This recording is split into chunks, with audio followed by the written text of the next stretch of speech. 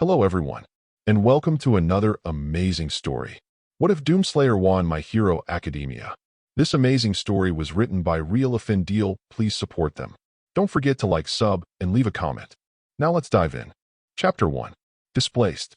They are justice, integrity, courage. They are the embodiment of hope and peace. Your enemies are rage, brutal, villainous, without mercy. But you will be worse. Rip and tear until it is done. Unknown. Hell the well. The spider mastermind's bulbous cerebral cortex exploded in a shower of gore as the BFG cell ripped straight through its insectoid face. The force of the blast sent the Doomslayer skidding backward across the lake of viscera and entrails, his BFG still in hand. The Slayer picked himself up and looked at the remains of the biomechanical arachnid that used to be Olivia Pierce as his Predator suit dripped with blood. It was over. Once again, he had stopped Hell from taking over the Earth, or at least an alternate version of Earth, not the one he originally hailed from. It was also hard to believe that he would encounter another version of the Union Aerospace Corporation. But none of that mattered now. The well had been destroyed and the wraiths of Argent Nur were finally free from their torment and corruption. Hell had lost a key component in their plans and suffered a crippling blow for the umpteenth time. With no way for the UAC to monopolize Argent energy and the invasion on Mars grounded to a halt, the Slayer was free to continue to his warpath through Hell and straight to the Dark Lord himself. The Makers were also next on his list. Pocketing his BFG into his Hammerspace backpack, a sort of extra-dimensional storage that the wretch designed for his Predator suit, he searched for a way out of the cavern. Tether activation. Shit. Somehow he forgot about that. As his body floated upwards, arcs of energy began surging around him, disintegrating the blood that was caked onto his suit before a bright flash teleported him out of Hell. Mars UAC facility. 2149 AD. When his vision came to, the Slayer found himself floating over the same teleportation pad seen in Katinger Sanctum and Vega Central Processing. But he immediately felt that something was very wrong. He couldn't move any of his limbs. They felt like they were shackled by invisible chains, which also meant he couldn't access his armaments. He looked ahead at the darkened room before him. He noticed something walking towards him via the steam-shrouded walkway. It was Samuel Hayden. You've won. It's over. The UAC chairman spoke as he approached him. You've stopped the invasion and closed the portal. But it's come at a price. Argent, Vega, this entire operation. The Slayer glowered at the cyborg. He didn't like where this was heading. Hayden now loomed over the Doomslayer. You see, I've watched you work.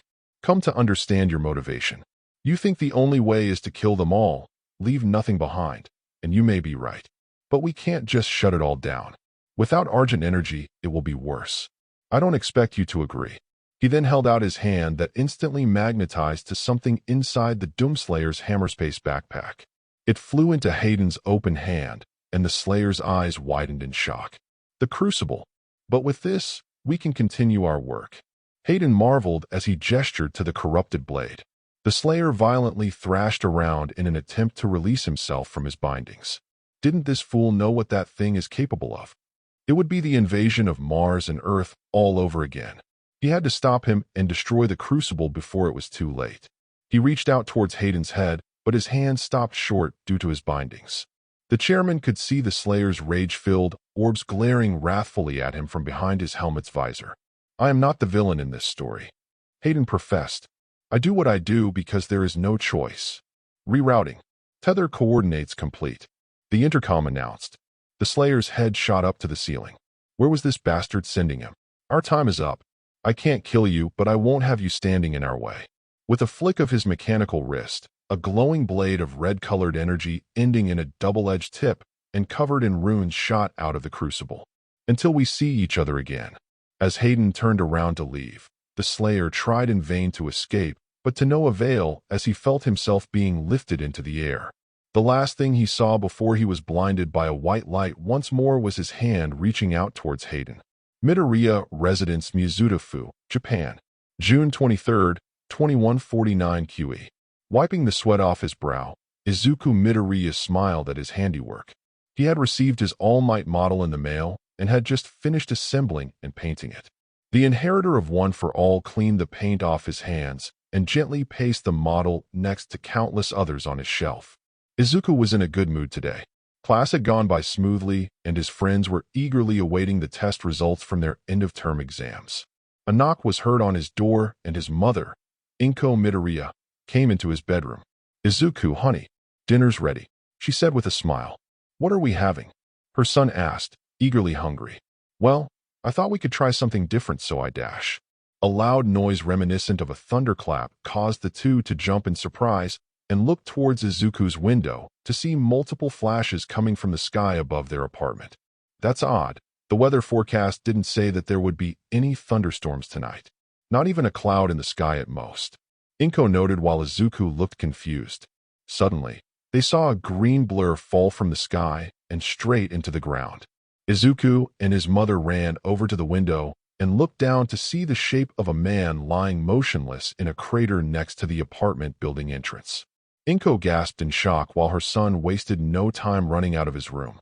Within the crater, the doomslayer laid flat on his back. Darkness was the only thing he could see, but he slowly began to regain consciousness. But as he did, his anger surged tenfold. Hayden had betrayed him and sent him to God knows where. Most likely back in hell. As soon as he found another working teleporter, he was going to rip and tear that motherfucker into iron filings, and no amount of pleading was going to save him. Moving his arms a little, the Slayer prepared to face whatever pit of the dark realm he was in. Hold on. He felt something he hadn't felt in what seemed like eons. Grass? His eyes fluttering open. The first thing he saw was not the red-tinted, cloud-choked skies of hell, but the cool night sky glistening with stars. He slowly sat himself to get a good look at his surroundings. For the first time in his life, the Doomslayer was at a total loss. He was in a city. Not hell, not Mars, not Argentnur. A regular city. He couldn't believe it. Was he back home? Did Hayden send him back to Earth? It had to be a dream. This was too good to be true. Looking down at his left hand, he felt the grass again to make sure it was real. The receptor pads in his gloves confirmed that it was healthy, well-maintained grass. Getting himself up onto his feet, the Slayer took note that he had landed near an apartment complex. He noticed a billboard on top of a building nearby and saw that the advertisement was in another language. He recognized it as Japanese, confirming that he was on Earth. But why would Hayden send him here? "Hey, are you okay?" The Slayer turned towards the entrance of the apartment to see a young Japanese boy with freckles and curly green hair. A short, rotund woman following closely behind him had the same color hair he had. Most likely his mother. Izuku quickly went up towards the man and was almost immediately taken aback by how tall he was. The full body armor he was wearing made him look frightfully imposing, and the tinted visor made it hard to make out what he looked like. Regardless, Izuku wanted to make sure he was uninjured. "Are you hurt? We saw you fall from the sky and thought you might have been injured," the boy rattled off as he looked at him up and down. The Slayer didn't answer the boy as he looked down at him, his helmet picking up what he was saying and translating it into English, most likely an upgrade from the UAC. He also noticed the scars he had on his right arm. "Are you a hero on duty? I can call an ambulance if you're hurt," the woman offered as she brought her cell phone out. The Slayer blinked. Hero? Where did that come from? This conversation wasn't going to get him answers or lead anywhere, so he strode past the boy and his mother. "Sir," Izuku called out as the man continued down the street, his heavy footsteps echoing through the night as he disappeared past a street corner. Izuku and Inko were left rooted where they stood, unable to make heads or tails on what just happened. The Slayer walked down the street, the light posts dimly lighting the sidewalk. He looked all around him, and he took in his new situation. It was strangely comforting to be back home. After spending so much time on Argentnur and fighting through Mars and hell, he never thought he would be back on God's sweet green earth ever again. But now was not the time for nostalgia. As much as he wanted to enjoy a little reprieve from decimating legions of demons, he knew he couldn't rest. He had to find some way back to Hayden and stop him from using the crucible. He didn't care if it was to help humanity or not. It was too dangerous to use and had to be destroyed. The first thing to do was to find a teleporter to get him back to Mars, but he had to ascertain if this was his Earth or Hayden's Earth. He heard some people talking to each other across the street to his left and decided not to pay attention, focusing on his thoughts. But he saw something truly bizarre about them out of the corner of his eye. He glanced at them, and his eyes widened a little when he saw the young girl talking to her boyfriend, who had skin made out of paper, while she was made entirely out of water. As the Slayer stared at the couple who continued on their merry way, someone bumped into him, causing the Slayer to shift his gaze to a flustered businessman. "So sorry." The man quickly apologized as he bowed. He turned around to leave, and the Slayer noticed a third arm sticking out of his back, carrying his suitcase as he left. The doomslayer's eye twitched.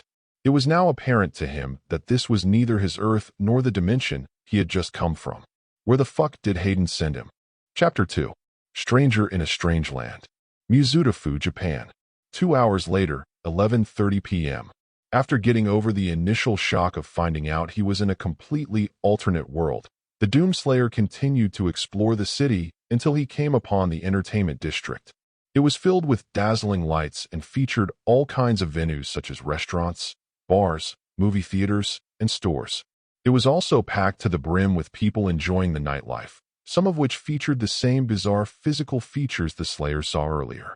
One thing he noticed was that everyone was getting along with each other despite their obvious biological changes. This only served to confuse the Slayer further as he took in this new, almost alien environment. It also served to trouble him further. After choosing to stay in hell to ensure the demons could never invade another world, and spending most of his life on Argent Nur, he gave up any chance of returning to his home. But now he was on an Earth similar to his own, but with glaring differences. It wasn't the Earth he was born on, and it felt so strange. He continued to walk past the citizens who oddly paid him no mind. Of course, he did garner the attention of two who noticed him. "Whoa, check out the armor on that guy. He's got to be a pro hero." "Well, don't bother him. He's probably on patrol." Again with that hero crap. The people of this new world kept mistaking him for one. If anyone knew what he was and the kind of horrors he faced, they'd all see him much differently. His actions weren't heroism per se, it was solely rage and vengeance. He saw a crowd gathered around an electronics store looking at a news report on a flat-screen TV in the display window. His curiosity piqued. The Slayer moved towards the back of the crowd and watched what unfolded on screen. Earlier today, a 20-story office building caught ablaze due to an electrical fire, trapping the workers inside. Luckily, the fire was extinguished and the people trapped were rescued thanks to the combined efforts of Backdraft, Bubble Girl, and Hawks. The news showed camera footage of the burning building and rescue crews darting about, but it focuses on 3 individuals at the scene. What they did next caused the Slayer's mouth to slowly fall open in astonishment. A man wearing a firefighter's outfit and a white mask with a single amber eye sprayed fountains of water at the fires via the hose spigots attached to his hands. A water cannon attached to his shoulder sprayed down other areas that were aflame. From a hole in the damaged building, he saw a multitude of large bubbles emerge forth from it. Within the bubbles were several people inside who were floated down to the paramedics below. A young woman with light blue skin wearing a white, black, and yellow costume that showed off her well-toned abdomen summoned forth a wave of bubbles from her hands that soon formed into a larger, singular bubble. As she floated down to the bottom, a large bird with bright red wings came into view. But it was not a bird at all, rather a man with messy blonde hair who wore yellow-tinted visors, headphones, and a tan coat with tan pants. The wings sprouted from his back like an angel, and a hail of feathers flew forth and into the building where they pulled out more innocents by the scruff of their shirts. But another hero joined in on the rescue effort, being none other than the symbol of peace himself, All Might. The camera then panned up to see a large figure jump from the top of the building and land down on the ground. Carrying a multitude of people over his shoulders was a towering giant of pure muscle and wearing a multicolored bodysuit that showed every inch of his Herculean frame. He lifted his head to reveal a man with a proud, beaming smile and darkened eyes with blonde hair, 2 tufts pointing up like they were antennae.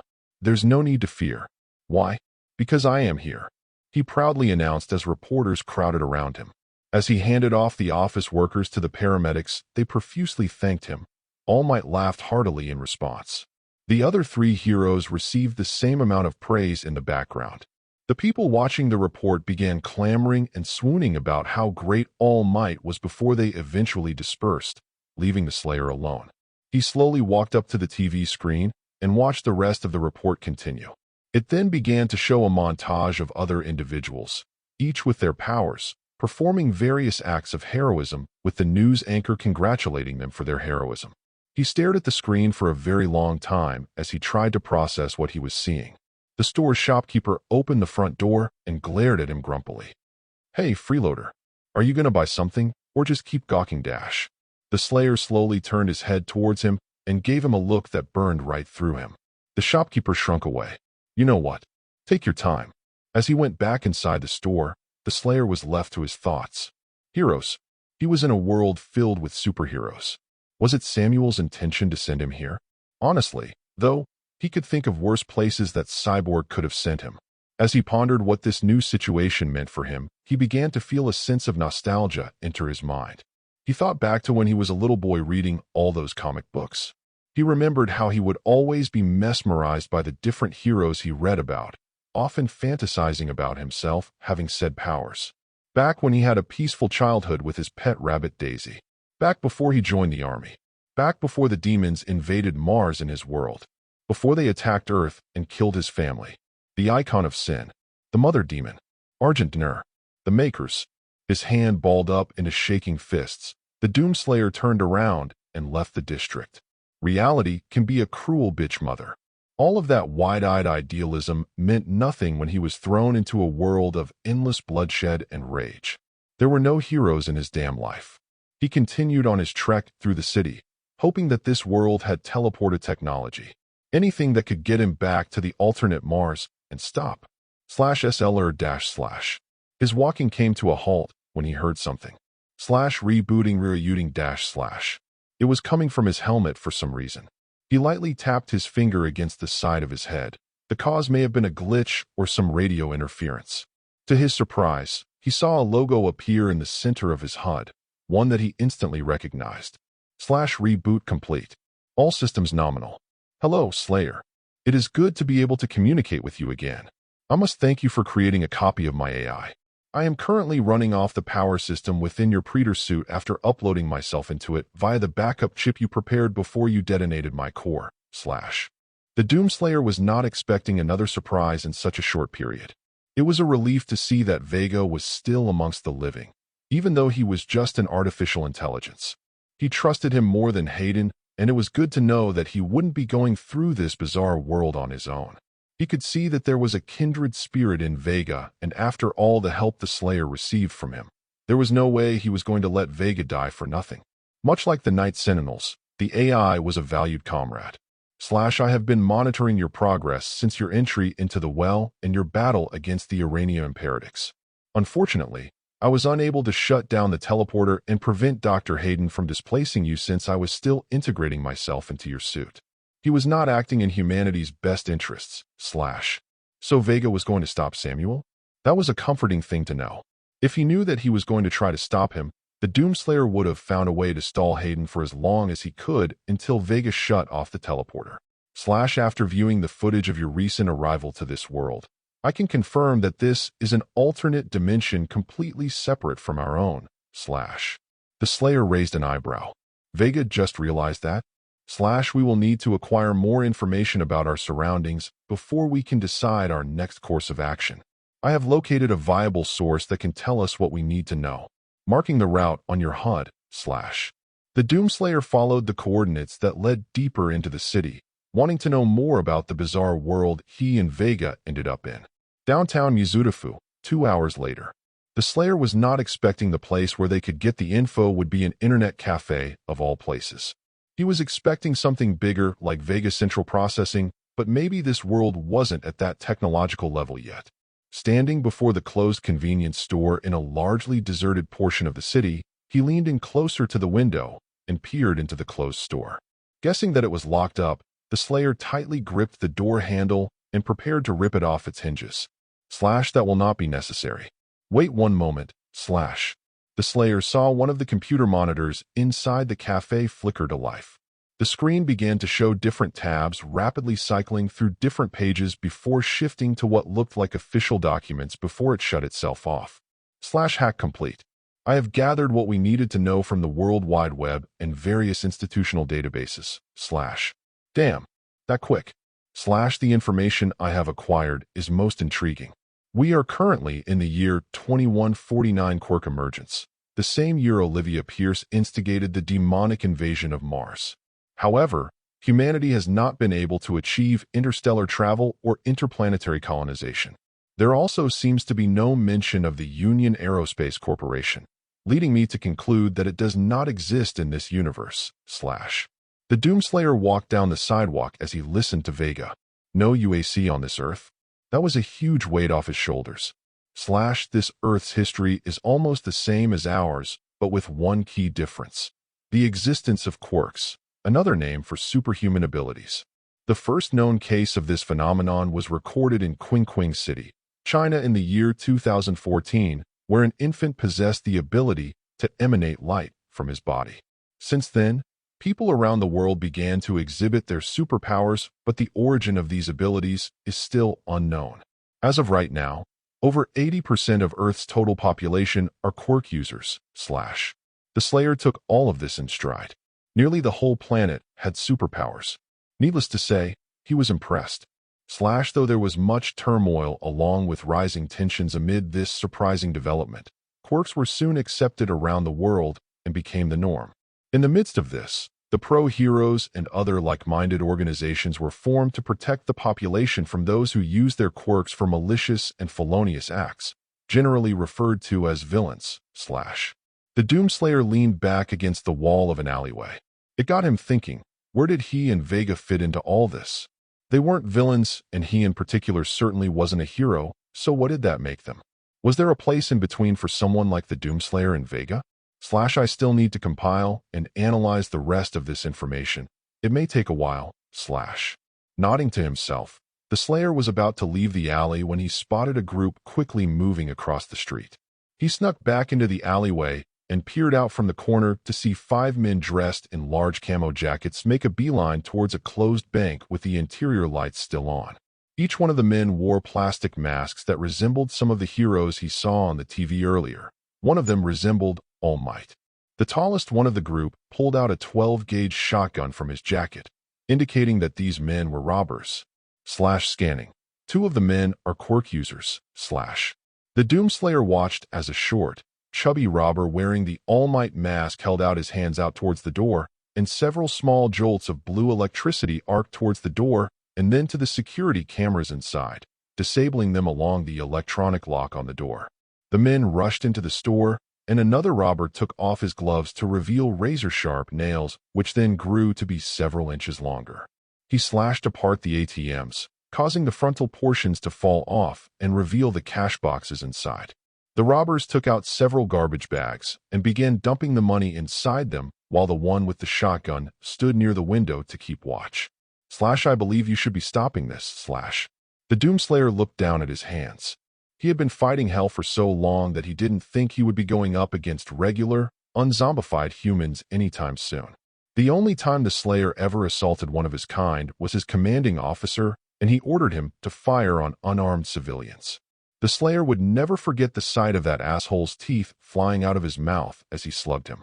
But some fleeting embers of the idealistic boy from his distant past remained and couldn't let these guys get away with the loot. Cracking his knuckles, the Slayer prepared to go over and give the bank a new interior decoration when he spotted a figure shrouded in shadow on top of one of the buildings near the bank. To his slight surprise, the figure jumped several feet into the air and landed in the middle of the street on their feet. The figure stood up and the Slayer was treated to the sight of an Amazonian beauty, a woman with dark-colored skin, white hair reaching down to her waist, and an impressive build that would put most Olympic athletes to shame. She wore a white leotard with a crescent moon symbol, thick white gloves, 2 metal plates around her midriff, purple thigh-high stockings, and metal plates around her feet that resembled rabbit feet. Speaking of rabbit, the first thing the Doomslayer immediately noticed was the pair of long white rabbit ears sticking out of the sides of her head in place of regular human ears, and the fluffy white tail on her behind. The Slayer was so entranced by her appearance that he was almost caught off guard when Vega started speaking. Analyzing subject. Accessing Pro-Hero database. Complete. Subject. Rumi Usajiyama. Height. 5 feet 3 inches. Age. 27. Alias. Rabbit Heroine Maruko. Quirk. Rabbit gives her the attributes and abilities of a rabbit. granting her incredible leg strength, jumping and kicking with extreme force, destroying parts of the ground by thumping her foot, and excellent hearing due to her ears. Current rank, number 5 pro hero of Japan. But the doomslayer was so focused on her that he didn't bother looking at the info appearing on his HUD. He saw her spot the robbers inside, and with a confident smirk, strolled right up to the bank. She quietly entered the building and casually leaned up against the door with her arms folded. That smile never left her face. The robbers were so preoccupied stealing the money they didn't even notice her, much less the one standing guard who never bothered to check his six. "What's up, guys? You forget your PIN number." The criminals snapped their heads over to her, their eyes bugging out of their masks. "Wait a minute, you bozos ain't real heroes. I can tell Flab Mike gives it away," she snarked as she pointed at them. The robber with the nails prepared for combat, while the tall one pumped his shotgun and advanced toward her. The other 3 robbers hurried as fast as they could to get the rest of the money into the bags. Before the robber with the shotgun could pull the trigger, Maruko instantly ran towards him at a speed they couldn't follow, and she kicked the weapon out of his hands, following up with a right hook that instantly floored the goon. The robber with the claws sprang forward and slashed away at her, the rabbit heroine swiftly dodging every swipe before jumping up, grabbing onto the rafters of the low ceiling, and unleashing a flurry of kicks all over his body, ending with a powerful double kick that sent the robber flying straight out the window and into the street. The third robber dropped his bag and swung a crowbar at her, but she easily parried the blow with her feet and booted him in the gut, stunning him long enough to kick him into unconsciousness. The fourth robber tried to pull out a handgun from his jacket pocket, but Maruko descended from the ceiling and spun into a spinning kick that slammed his head into the wall and knocked him out. The last robber, the fat one wearing the All Might mask, ditched the money and ran for the exit, but Maruko hooked a waiting room chair with her foot and launched it right at the robber. The chair banged against the back of his head, sending him tumbling across the ground and leaving him a dazed wreck on the floor. The robber with the shotgun sprung back up and aimed his weapon at her, but Maruko's advanced hearing alerted her, allowing her to instantly dodge the shotgun blast. She swung her leg up into the goon's face, and he was sent hurtling into the ceiling where his head embedded into the tiles. He hung there comically before falling back onto the floor with a thud. "Woo!" Maruko cheered out loud as she pumped her fists. "Damn, I'm good." Indeed she was. The Doomslayer had never felt so impressed with someone in his life. She would have made a perfect addition to the Night Sentinels. Such power and skill behind a graceful frame, but the Doomslayer could tell that she was holding it all back. She had the makings of a warrior just waiting, begging to be unleashed, and she was restraining herself. The Slayer disapproved of that notion, as it was him unleashing his rage that kept him alive against the demons for so long. Having seen enough, he turned around and left in the other direction to leave the heroine to her business. For some odd reason, the woman bore an uncanny resemblance to his late wife. They obviously weren't related, that was for sure, but seeing Maruko rekindled memories of his old life with his family on Earth before his battle against Hell. Even after everything that happened to him, he still held on to his old, precious memories of happier times. He was actually a little happy that he had returned to Earth, even though it was completely different from his, and superheroes were real. He walked out of the alleyway and back onto the sidewalk, where he ventured deeper into the city. I will provide you with regular updates of the information this version of Earth has. They will be highly informative during our time here. Nodding. The Doomslayer continued to trek through the city as Vega supplied him with audio documentaries about the quirk phenomenon and the rise of heroes. He was quite curious to learn more detailed accounts of this world's powers, but he hoped that this Earth would have technology that could get him back to the alternate Mars and stop Hayden. To be continued. Chapter 3. Coming to Grips. Mizutofu, Japan UA High School. The next day, so he just fell right out of the sky after the thunderstorm? Toshinori Yagi raised an eyebrow as Izuku finished his tale. Yeah, Izuku nodded. But there wasn't a weather forecast for it, and then he walked off without saying a word. Midoriya had just finished recounting what happened last night to his mentor after class. They were currently in the teacher's lounge with the two sitting across from each other on the couches. Well, it wouldn't be the first time a hero had a little slip-up. Yagi rubbed his triangular chin. Slip-up? Izuku repeated. Yagi chuckled a little. What? You think all heroes land on their feet?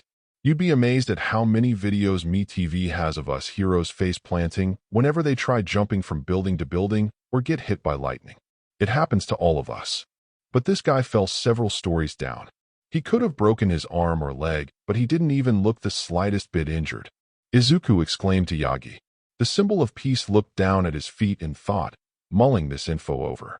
You said he was wearing armor? Yeah, really heavy, worn-looking armor. I guess it's what kept him alive. Izuku figured as he got out his cell phone and showed Yagi a photo of the impact crater he took after the armored man left.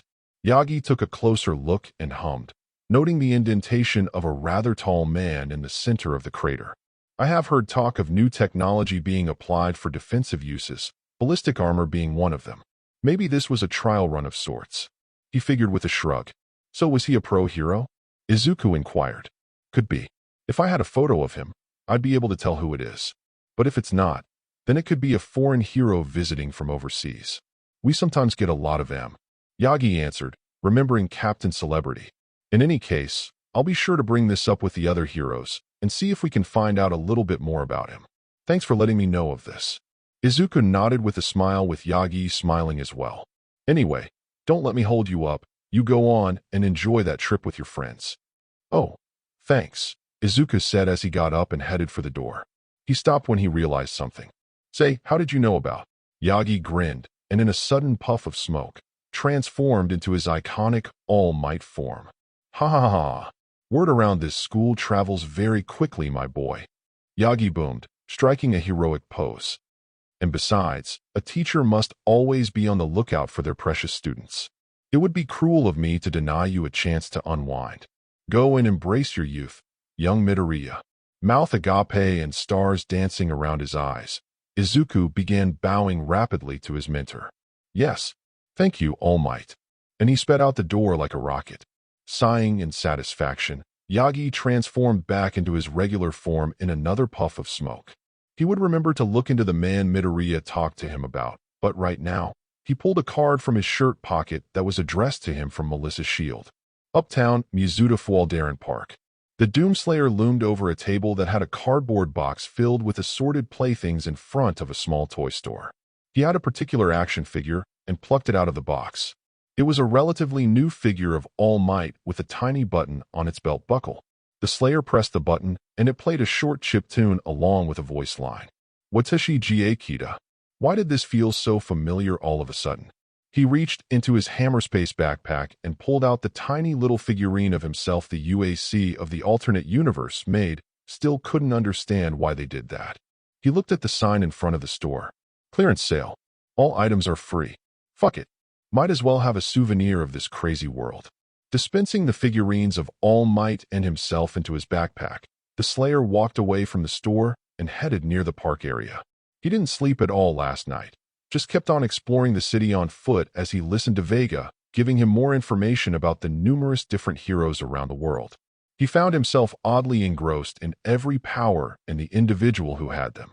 The videos that showed them in action were especially helpful. What was most interesting were school-like institutions dedicated to training younger quirk users to better control their powers, and eventually, they would officially become heroes. Pretty noble of them. Slayer. I have finished reviewing the data, and I have discovered something very unfortunate. You may not like what you hear, The Doomslayer stopped walking and clenched his fists. While this world has made numerous technological advancements, it is not on par with the Union Aerospace Corporation. They do not have the technology or the resources needed to build a working teleportation device, a feat that they consider to be impossible. We have no way to return to Mars and back to Dr. Hayden. We are effectively stranded in this new universe. I am sorry, The Slayer dipped his head and his shaking fists slowly unclenched. I will give you some time to yourself, The Doomslayer slowly made his way through the park, ignoring the numerous people going about their lives. So that was it. He and Vega were stuck here, for life. A world where they were essentially pariahs and strangers to the public. After everything he had been through, everything he fought and bled for, what did he get in the end? His sanity shattered, thrown into a completely alternate universe, a knife to the back, and stranded in another world he didn't understand. Did fate truly hate him that much? He grimaced as he realized there would be no way to stop Hayden from doing whatever he wanted with the Crucible, and if another invasion happened, the Slayer could do nothing to stop it. He sat himself down on a bench, looking down at his feet. What was he going to do now? What was left for him? Something floated past him, and he looked up to see a red balloon float by him and slowly ascended into the air. Hearing someone quickly approaching him, the Slayer looked to his right to see a young girl around 6 years of age with purple hair and a third eye on her forehead run towards him. Guessing she was chasing after the balloon, the doomslayer grabbed it by the string before it could float away. The girl stopped a little bit in front of the Slayer as he handed her the balloon. When she took it, he continued to look down at his feet, but then noticed the girl was still there with her 3 eyes locked on him. "Mister, are you a hero? Damn it. He didn't need this. Go away, just go away." For a moment, he could hear the girl leaving, but then came back, just as quickly holding something up to his face. It was a tiny, delicate bluebell flower she had just plucked from nearby. Unsure of what to do, the Slayer took the flower and observed it. Looking back at the girl, she smiled with a giggle and ran back to her parents. For a second, he saw himself along with his wife and son in place of the family. The Doomslayer watched them leave and then saw the whole park in all of its serene glory. Children playing with each other, families eating at picnics, smiling faces, flowers of every kind, couples hanging around water fountains. The bright summer sun shone down on everyone. Absolutely beautiful. As he stared at the peaceful sight he thought he'd never see again, he began to realize something. If this universe didn't have a UAC, then it meant that the demons couldn't invade it. And no demons meant there were no makers. These people had no idea how good they got it. And that brought some level of comfort to the Slayer. Maybe his fight was over, and he could finally have some semblance of peace. A cry of fear entered his eardrums, and the Doomslayer snapped his head to the left to see a gruff-looking hoodlum with cheetah legs shove his way through a crowd. He had a purse in his hand, and the Slayer surmised that he must have stolen it. Just as the goon was about to pass him, the Slayer shot out his leg and tripped the criminal, causing him to tumble across the cobblestone pathway. He got up from the bench and walked toward the thug with dangerous intent. Hissing in frustration, the felon pulled out a switchblade and lunged at the armored man only for the Slayer to grab him by the wrist and squeeze it. The criminal yelled in pain as his wrist was ground into dust and then flung face first into the bench, dazing him. The onlookers then began clapping and taking pictures of the Slayer, more than likely piecing together what happened. "Hey, you caught that guy? Nice job." The Doomslayer looked behind him and was surprised to see that it was none other than the woman he saw last night, the rabbit heroine Maruko. The Slayer never would have guessed he would see her again as she walked over to him. "Been chasing this purse snatcher for the last hour and a half. Guess I got you to thank for stopping him in his tracks," she said with a grin as she jabbed her thumb over to the unconscious Palooka. The sounds of heavy footsteps approaching them could be heard, and Maruko rotated her ears to get a bead on where it was coming from. A large, round man the Slayer almost mistook for a mancubus jogged into view, huffing and puffing as he did. He had an oddly cartoonish face and wore an orange hoodie along with metallic boots. The Slayer recognized the man from the Pro Hero database, where Vega had supplied him. Who was he again? His HUD popped up with information on him. Subject: Taishiro Toyomitsu. Height: 8 feet 2 inches. Age: 29. Alias: BMI Hero Fatgum. Quirk: fat absorption allows him to make anything adhere to his obese body on contact and shrink into his body fat, as well as allowing him to store kinetic energy, which he can convert into offensive muscle mass at the cost of his fat. Current rank: number 58 Pro Hero of Japan. Took you long enough. Maruko griped at him. Master Chief over here already stopped him while you were busy catching up. This is why I work alone. Sorry, speed isn't exactly my forte. Fatgum admitted as he went over to the prone criminal and slung him over his shoulder. Thanks for the assistance, sir. Fatgum waved at the Slayer. Same here. Sweet armor you got, big guy. She complimented as she rapped her knuckles against his chest plate before picking up the purse and following Fatgum. The Doomslayer was left confused as he watched them leave. Did they mistake him for a hero? It probably wouldn't be long before they found out he wasn't in the registry and was acting on his own accord. Not that he cared. He looked down at his right hand and noticed he was still holding the bluebell the girl had given to him earlier. Perhaps there were some things in this new world that he could still fight for. He dispensed the flower into his hammerspace backpack and left the park. As Rumi strode over to Fat Gum, who handed the goon off to the waiting police officers, she kept thinking about the armored man she met earlier until she stopped with a perplexed expression. Come to think of it, was that guy a hero on duty? Rumi lightly tapped her foot in thought, noting that his appearance didn't seem to match anybody in the pro-hero registry that she knew of. She looked behind her at the bench area, but saw that the man was long gone. To be continued. Chapter 4. Mall at the Mall. Uptown Mizuta Fukiashi Ward Shopping Mall. Walking through the archway that led into an outdoor shopping mall, the doomslayer had to get used to moving through the densely packed crowd. Once again, people didn't seem to mind or care, but there was the occasional talking behind his back. The slayer began to wonder what he would do next now that he accepted there was no way back to the alternate Mars. He couldn't just keep wandering around Japan aimlessly. He rubbed the back of his helmet in frustration. Trying to reintegrate into society was going to be a massive pain in the ass. It seemed impossible due to a combination of fighting the horrors of hell and living in the techno/medieval world of Argentnur for a long time. And what was he supposed to do here? Be a hero? No, he was way too bloodthirsty to be a hero. Speaking of heroes, he noticed a store to his left that sold all sorts of pro-hero paraphernalia. Masks, posters, keychains, lunchboxes, bobbleheads, trading cards, board games, and more action figures. People just couldn't get enough of these guys. Humorously enough, he imagined the whole store lined with merchandise based on him. It helped him lighten up a little. Then he saw a little statuette of Maruko in the display case. Why did he keep seeing that woman, and why couldn't he get his mind off of her? Did she remind him that much of his wife? He shook his head. No woman would ever be with someone like him, and he had given up on finding love eons ago after the heart-shattering loss of his family. But right now he still had to address what was next for him and Vega. Maybe he could upload him somewhere, so he could help the Hero Association and other governments? Nah, they'd probably freak out at how advanced and fully sentient he was and try to pull the plug.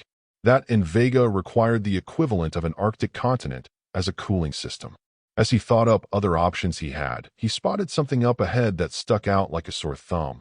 A boy with green hair sitting at a bench that circled a palm tree with his back turned. Wait, didn't he meet someone who had hair like that a day ago? In his HUD, he noticed Vega analyzed the boy and a school photo popped up in his vision as well as revealing his name, Izuku Midoriya. It was the same kid he met when he first landed in this new universe. Again, he had another chance encounter with someone in such a short time in this new world.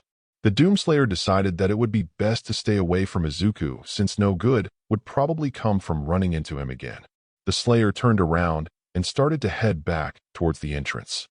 That boy is in a state of distress. The Slayer stopped in his tracks and looked back towards the boy. As the crowd started to disperse a little, he could see a man in a pitch-black hoodie and black pants sitting next to him with his arm slung around Izuku's shoulder. But the way it was angled was a dead giveaway that he had his hand around the boy's throat. He watched the man turn his head a little to Izuku and took note of his deathly pale skin, scars, wrinkled eyes with red irises, and heavily chapped lips along with stringy, bluish-gray hair. The Slayer was assaulted with numerous, traumatic images flashing through his head when he saw the man's face. He almost looked like the Dags after they aligned themselves with hell.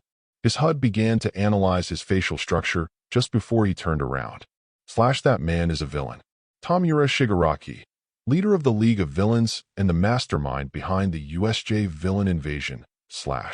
Vega showed the Slayer interior security camera footage of a large, training area-like facility.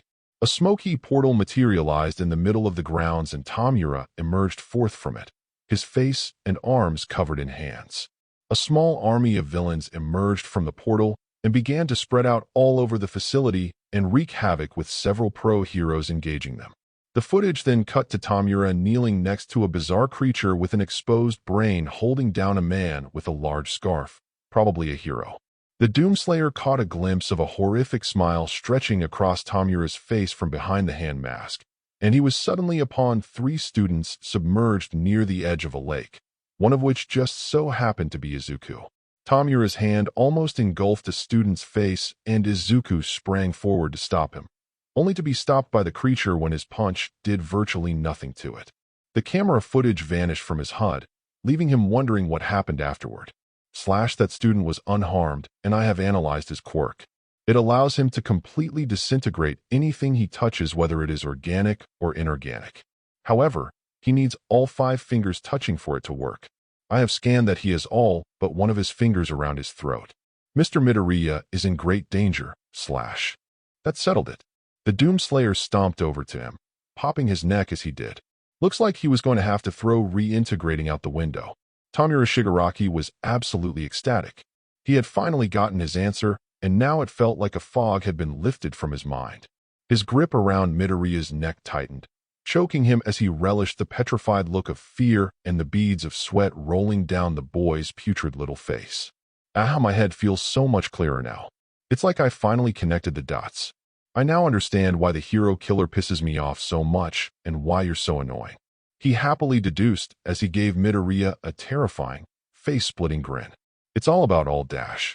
Tamura's smile vanished in an instant when he felt a large hand grab him by the head, and before he could even so much as move a finger, he was slammed down onto the ground and was being repeatedly punched in the face with the force of a jackhammer. Izuku tumbled off the bench as the sounds of screaming shoppers filled the air. Coughing and sputtering as he gripped his neck, Izuku turned around and saw a tall man in green fling Tamura into a gelato store like he was a sack of garbage. His eyes were locked onto the man as the shoppers ran for their lives. It was him. Deku. He heard someone yell. He turned to his right and saw Achiko Uraraka and the rest of his classmates running over to him. What's going on? She worriedly exclaimed as she and Denki Kaminari helped him up. Her eyes snapped over to a large, 6 feet 8 inches tall man clad head to toe in heavy green armor as he walked towards a store obscured by dust. Who's Dash? Shigaraki. Izuku coughed out as he pointed to the store. Shigaraki. They all looked to the store and the dust cleared to reveal a man completely dressed in black and immediately recognized the pale skin, messy hair, and eyes. It was Tamura Shigaraki, the one responsible for the USJ incident. Tamura felt like the side of his face was on fire. The punches had ripped up his skin. He could feel the fracture in his cheekbone, and his upper lip was horribly split, reopening the scar. He was so dazed that he could barely make out the armored man advancing toward him and slamming his foot into his chest. Tamura was sent crashing through the counter and didn't get a moment of reprieve as the man grabbed him by the neck and head-butted him, breaking his nose. Tamura tried to grab onto the man's helmet with both of his hands, but he was punched in the gut, spun around, and the man roughly grasped him by his hair, slamming him face-first into the glass display case. The doomslayer slammed Tamura's head over and over again into the counter, heedless of his squeals of pain as the shards of broken glass dug into the villain's skin. As easy as it was to punch this little bastard's head off, he wanted to make him suffer a little more. He threw Tamura into a wall with so much force it sent him crashing through it and into another store. The slayer strode through the large hole, and he saw Tamura make a beeline towards a frightened old man huddled near a clothing rack. Knowing Tamura was planning to take a hostage with him, he drew his EMG pistol in a flash and squeezed off a shot. The 4-megawatt round ripped straight through Tamura's left hand, burning a hole straight through his palm. Tamura screamed in agony while the old man ran for his life out of the store. When the onlookers who remained saw the gun, more screaming was heard as they ran. Izuku and his classmates remained rooted where they stood in shock.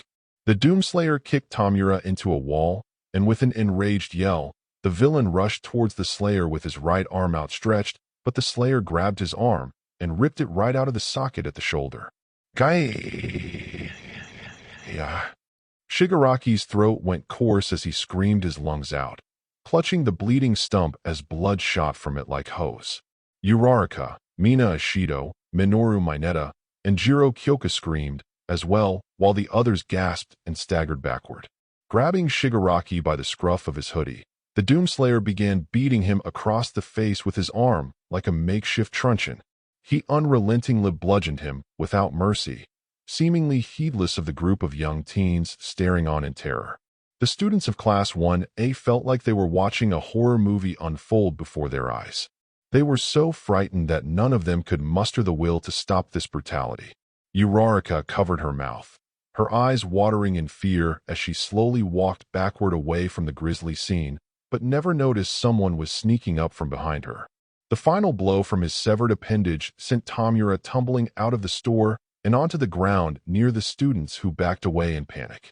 The Slayer chucked the now bent limb to the side and slowly walked over towards Tamura, who was desperately trying to crawl away while leaving behind a trail of blood.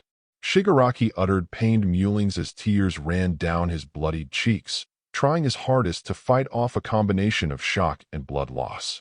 The doomslayer firmly planted his foot on Tamura's back and drew his combat shotgun equipped with the charged burst mod. Pumping a fresh shell, he pressed the barrel of the weapon up against the back of Shigaraki's head and prepared to pull the trigger. "Stop!" The doomslayer looked over to Izuku. The boy had mustered the courage to take a few steps towards him, though his legs shook like jelly. "PP, please. Why, you don't have to kill him," Izuku pleaded as he held up his shaking hands. "He can't even fight back. You just can't kill someone like this." A tall teen with short black hair, glasses, and unusually large calves stepped up next to Izuku. "You have no right to execute him. Just hand him over to the police." "Aya!" Uraraka suddenly screamed. "Yeah, I'm gonna have to put a moratorium on that." A raspy voice spoke. Class 1A looked behind them while the Slayer snapped his head towards where they were looking. A tall man wearing the same black hoodie and black pants Tamura wore had his left arm wrapped around Uraraka's neck. The girl struggled to release herself as she grabbed the man's arm, but he had a firm, vice-like grip around her throat. The man lifted his face to reveal horribly gnarled, discolored skin with half of his face grossly stapled onto him. His blue, but hollow-looking eyes radiated malice and sadism. His hair was unkempt and spiky. "Achiko!" Tsuyu Azui cried out worriedly. "Let her go, you son of a dash." Ijiro Kirishima angrily barked as his hardening quirk manifested in his fists, but then the man held out his hand towards them, blue flame dancing around his palm. "I wouldn't do that," he warned, causing most of the group to back off out of fear of their friend getting seriously harmed. Dabi looked toward the shotgun-toting man in heavy armor and smiled. "I gotta hand it to you, Space Marine. You got a pretty brutal way of handling things. I like it. I am unable to find any information on him, but I have analyzed his quirk. It allows him to generate highly destructive flames from his body, but prolonged usage of this power will burn him. Nearly 75% of his body is scar tissue due to overuse of this quirk. But that guy you're currently beating the shit out of is my employer, and if he gets offed, I'm out of the job. So here's what I propose. You let him go, I let her go. Sounds like a fair trade, wouldn't you say?" He bargained. "Fair trade? Fuck that." The Doomslayer instantly swapped out his shotgun for his heavy assault rifle outfitted with both the micro-missile and tactical scope mods. He aimed it right at the man while his foot was still firmly planted on Tamura's back. Dabi taunted as he brought his flame-wreathed hand dangerously close up to Uraraka, a sickening grin stretching across his patchwork face. "You really want a dead UA student on your conscience?" Izuku gritted his teeth as he and his classmates watched the intense standoff. He didn't know what to do, as the wrong move would either get Uraraka or themselves killed, either by the villain whose quirk oddly resembled Todoroki's or the violent vigilante. As they struggled to find a way to end this situation before it ended in a possible fatality, Izuku and the others noticed Uraraka staring at them. They watched her point to her hand that was still gripping the villain's arm. Everyone realized what she was planning to do as she slowly nodded at them. "I'm getting pretty impatient here, buddy. Are you going to let my boss go, or do I have to dash?" Dabi was suddenly launched several feet into the air, the sudden action causing him to release her. As Achiko ran back to her friends, the Doomslayer punted Tamura towards the suspended man like a football towards his Toadai, colliding into each other in midair. The Slayer fired a stream of missiles at them from the rack on the side of his HAR. Dabi fumbled with his hands and fired a plume of blue fire at the missiles, detonating them in midair as he and Shigaraki fell in a parabolic arc into a store across from the group and crashed straight through the window. Dabi wiped away the broken glass off his hoodie as Tamura lay sprawled on his lap, blood staining his pants. Dabi quickly got up and slung Shigaraki's remaining arm over his shoulder, and his eyes nearly bulged out of his head when he saw the armored man pointing a rocket launcher right at them. Izuku and the others ran when they saw him pull out a giant implement of destruction seemingly out of nowhere.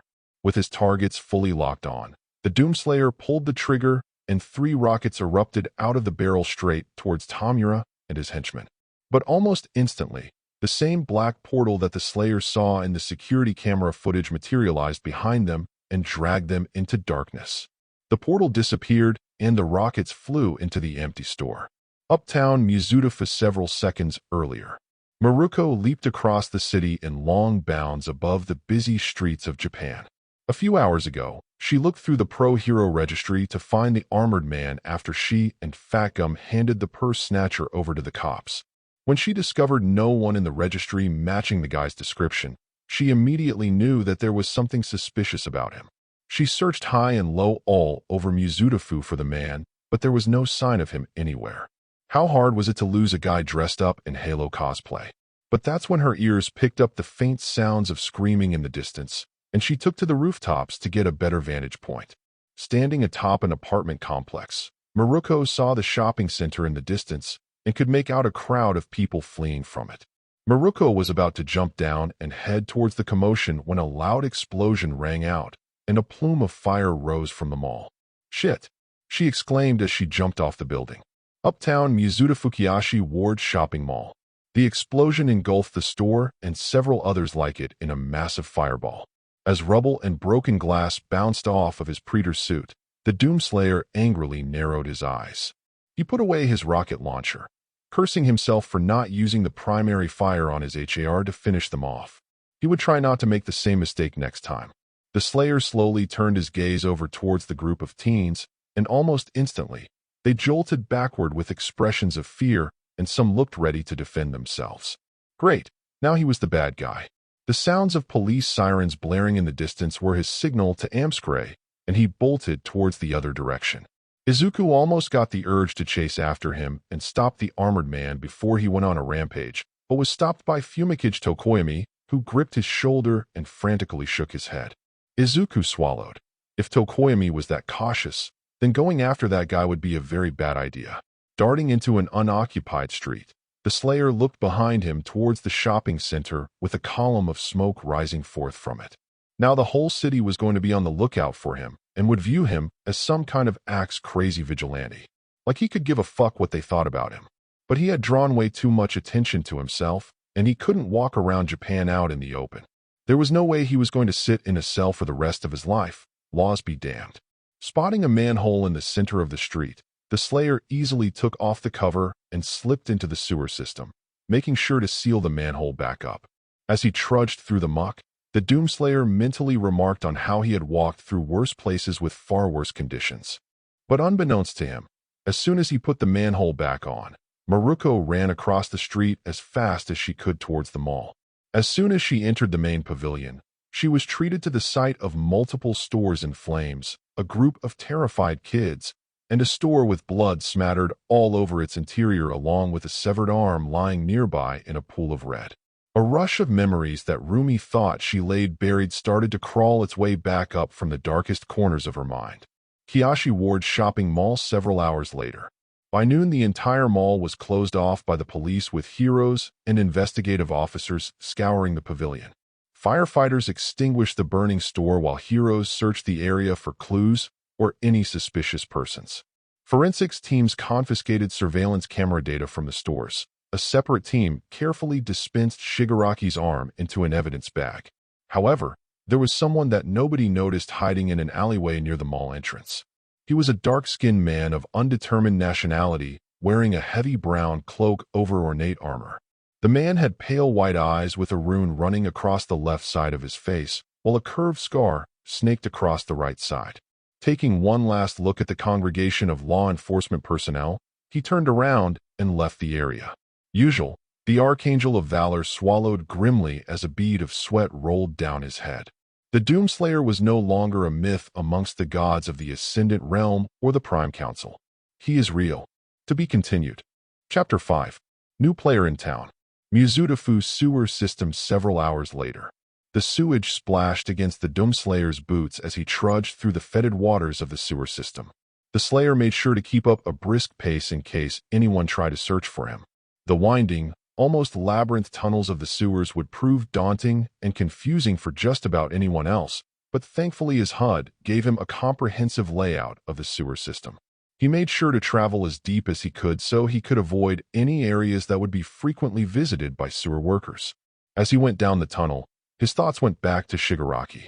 Would it have been better to kill him right there and then? It wasn't like him to just torment the guy. Usually, he'd just off him as he did to any other demon. The Slayer scolded himself for that as he knew it would eventually come back to bite him on the ass. Shigaraki and this League of Villains organization were going to be an obstacle for him somewhere up the road. It is safe to say that your actions at the shopping mall have labeled you a vigilante. The authorities will be sending heroes and police officers to apprehend you. Ungrateful pricks. At least he saved those kids. My scans have revealed a disused subway station abandoned since the 1970s, approximately 50 meters beneath our current position. It will serve as an ideal location to stay low and determine our next course of action. Marking the waypoint on your HUD now. The Slayer expected his hideout to be more hospitable than the cold confines of the UAC corridors or the shit-soaked sewers he was currently wading through. He initially wanted a place to stay somewhere in Japan, but it looks like that wasn't going to happen due to his actions. The Slayer followed the map until he came to the end of the tunnel, looking down the deep shaft where the waypoint would lead him deeper into the sewer system. Standing near the edge with the stream of sewer water spilling over the edge like a waterfall, he jumped out of the pipe and descended into the dark shaft, knowing that his impact compensation system would cushion the fall. Not that he needed it. He could easily survive any fall even without the suit.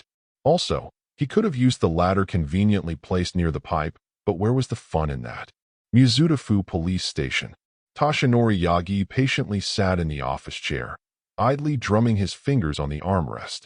He was currently in the police station surveillance room, where they would look over camera footage found at crime scenes so they could better ascertain the situation or root out a possible suspect. Waiting alongside him in the room were Detective Naomasa Tsukachi and the Chief of Police, Kenji Tsurigami. Naomasa was a man in his early 30s with smooth black hair and dressed in a simple white dress shirt with a tie and dark brown pants. He, along with Kenji, was some of the very few people who knew about Yagi's condition and arch-nemesis. Kenji was a bit of an odd one. His most distinguishing feature was the fact that he had the head of a beagle as a result of his quirk. Besides that, he was a decorated officer serving well into his late 40s and wore a black suit and black pants with a Dalmatian-styled tie. After Naomasa finished interviewing Izuku Midoriya after the mall incident, he relayed the information over to Yagi, and they, along with Kenji, headed to the surveillance room to look over the camera footage. But they wanted to wait for two pro heroes Kenji called in who previously met the armored man earlier in the day. The door to the room opened, and the rabbit heroine stepped in with the BMI hero following behind her. Ms. Rumi. Just the hero we wanted to see. Kenji kindly greeted her. Pleasure. Rumi smiled as she shook Kenji's hand. Sorry if I kept you guys waiting. Fat Gum saw a takoyaki stand on the way here and held me up. I couldn't resist, came the bashful voice of Taishiro as he tried to fit his way through the door. Plus the line was pretty long. Not to worry, we weren't timing you two at all if that was what you were wondering, Naomasa assured them. Now, you two met this man in your reports earlier this morning? Yeah, he helped us stop a purse snatcher earlier. Actually, help might be subjective at this point. The crook had to be taken to the hospital. His wrist was so badly damaged, it'll be a miracle if he ever gains full motor control in that hand. Fakam explained. At first I thought he was an on-duty hero, Maruko spoke up. Then it hit me. I never saw this guy before in the pro hero registry. I was going to ask him a few questions, but he had already hightailed it out of there. I double-checked the registry to see if I could find him, but it turns out that no hero even matches his description. She added. Her expression then darkened. And then he blew up half a mall and tore someone's arm off. I came too late. He was already gone. It wasn't some random civilian, if that's what you were thinking. It was Tamura Shigaraki, the leader of the League of Villains. Yagi announced as he fixed his tie. He spun his chair around and began to type something into the keyboard. Wait, you mean the same guy who led the USJ invasion? Fakam asked. The one and only. Naomasa confirmed. We're going to bring up the camera footage from the mall to see what we can learn from it. Don't keep us in suspense then. Roll the clip, mister. Miruko started while asking for Yagi's name. Toshinori Yagi. I'm with the All Might Agency. That was a cover story. He couldn't just tell every hero his true identity, especially Endeavor. The large monitor in front of them switched on and showed the entrance to the Kiyoshi Ward shopping mall. So far there was nothing out of the ordinary until a certain someone came into view. There, that's the guy. Fat Gum pointed at the screen. Walking through the entrance was the man himself. Yagi leaned forward to get a closer look at the screen. There was no question about it. This man fit Izuku's description of him earlier in the day before he left for the mall. As dozens of questions buzzed around in his head, he noticed that the man seemed lost, almost like he didn't have any idea where he was. A foreigner, perhaps? Nao Mesa narrowed his eyes, analyzing every frame of the suspect as he walked through the crowd. The detective figured that he had to be very strong if his size was of any indication. The armor the man was wearing looked far too advanced to be simple ride armor. Judging by the way it covered his whole body and how bulky it looked, it had to weigh at least several pounds. Kenji stared hard at the man as he walked through the crowd. That armor he was wearing was unlike anything he had ever seen before in his career on the Force. It appeared to be technologically augmented in some way. As he watched the man, trying his best to get a bead on his personality, Kenji's eyes drifted over to the odd symbol emblazoned on the corner of the man's helmet. He wasn't sure why, but something about it made the hairs on his beagle face stand on end. Maruko and Fat Gum tensed up when they saw him walk through the densely packed crowd. They remembered how badly mangled the thug's wrist looked, and they were worried that the armored vigilante would suddenly lash out at someone. The two of them were never one to judge anyone, but one look at that guy from their encounter in the park made them feel uneasy. They really should have questioned him sooner.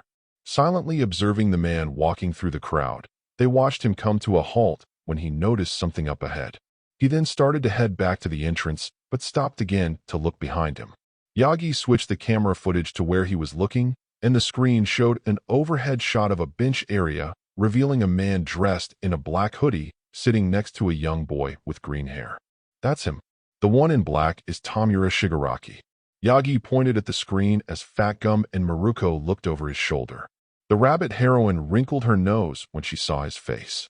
Yeesh, that's what he looks like, she remarked. Now that's a face for radio. What's he doing to that kid? Fat Gum asked when he noticed Tamura's hand around the boy's throat. That's a UA student. Shigaraki was interrogating him. Kenji answered with a tone of unease. Yagi felt a bead of sweat roll down the side of his head. From what Izuku told him, All for One had found a protege of his own, and the ramifications of this revelation were dire. It was almost as if All for One was copying him in some bizarre, twisted manner, as if to further insult Nana Shimura's memory. He was snapped out of his internal conflict when he noticed the man cracking his neck and marching toward Shigaraki. Everyone in the room tensed up, bracing themselves for what was about to unfold. Fat Gum gulped worriedly. Oh boy, here we go. The man closed the distance, and he grabbed Tamura by the head, instantly slamming him down into the cobblestone ground and furiously punching his face before flinging him into a store like a rag doll. Yagi switched the camera footage to show the interior of the store where the armored man began brutalizing him. He's relentless. He's not giving him any time to retaliate. Nao Mesa observed as he watched the man slam Tamura's head into a display case repeatedly. Doesn't surprise me. One's built like a tank and the other is as skinny as a toothpick. Maruko commented as the brute flung Tamura through a wall and into another store. Switching the camera footage again, Yagi mentally remarked that Shigaraki did not fare well in direct combat. From what he could gather from his encounter with him during the USJ villain invasion, Shigaraki preferred to let his underlings do the work so he could move in and use his disintegration quirk.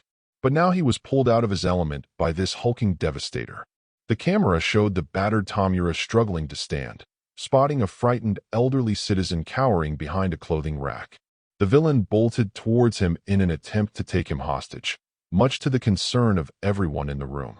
Luckily for them, or rather unluckily for Shigaraki, his assailant emerged from the hole in the wall and reached towards his hip to pull out a pistol-like weapon. Pause the footage. Zoom in on that weapon. Kenji ordered Yagi as he pressed the pause button.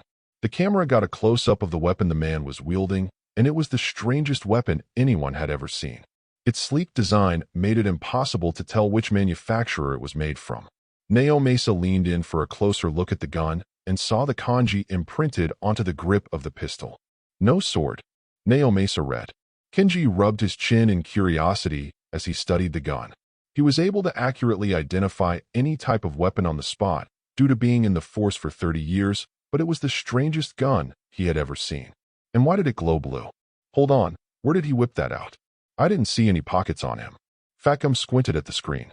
Yagi replayed the footage of the suspect drawing out his weapon and was mildly surprised to watch him pull it straight out of thin air. Well, I think it's safe to say that he's a quirk user. Yagi surmised as he rubbed his chin in curiosity. He pressed a key to resume the footage, and everyone nearly jumped in shock to see a bolt of light shot out of the weapon and bore straight through Shigaraki's hand. Yagi paused the footage again. Pardon my French, but is that a fucking laser gun? Maruko blurted out as she jabbed a finger at the screen. We can't be sure if it's really a dash. Naomasa tried to reason before he was cut off by Fatgum. It's a real laser gun, man. It's not special effects, it's real. Fatgum proclaimed widely as he waved his arms around. Yagi and Kenji stared at the screen in wonder, but still in a state of shock. Even though they all lived in a world where superheroes were a real-life occurrence, and in the year 2149 no less, humanity was unable to create laser-based weaponry. Granted, there were quirk users out there that had very rare energy-based abilities, and despite numerous technological advances from I-Island in recent years, the top scientists and defense contractors of the world were incapable of creating weapons that should only exist in science fiction. But then this man came along, wielding what could very well be the first fully functioning energy weapon in the world. But did he create it himself, or did he steal it from a classified research facility? We can discuss the gun at another time. Let's keep watching, Kenji said, and Yagi pressed the play button. They watched Tamura grip his hand, which now had a hole through it, with cauterized flesh around it. The suspect booted Shigaraki into a wall, and in a fit of desperation, surged towards the man with his hand outstretched in an attempt to use his disintegration quirk on him. But that's when the man grabbed him by the arm and, holy dash, oh my dash, damn, good lord. The armored man ripped off Tamura's arm like it was a tree branch, and the villain started screaming his head off as he tried to staunch the bleeding. But the vigilante wasn't done yet. He grabbed Tamura again, but this time, to everyone's horror, began viciously batter him across the face with Tamura's severed arm. It was a truly horrific sight they were all watching. Blood flew everywhere as the vigilante clubbed him again and again and again. He pummeled him force of a baseball bat as blood splashed into the security camera lens and stained the store interior. It was sickening and horrifying in its brutality. Son of a bitch. Maruko breathed in shock. What kind of human being does that? Fatgum gagged as he backed away from the screen while trying his hardest not to throw up. Yagi felt his knuckles turn white as he swallowed the lump in his throat. He remembered Izuku and his friends had got a front-row seat to this, and he could only imagine what was going through their poor minds. The final hit propelled Shigaraki out the window, and Yagi switched the footage again.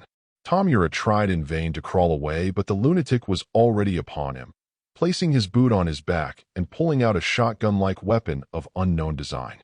He aimed it at the back of Shigaraki's head and would have pulled the trigger if he hadn't been interrupted by Izuku and his friends who desperately implored him not to kill the villain.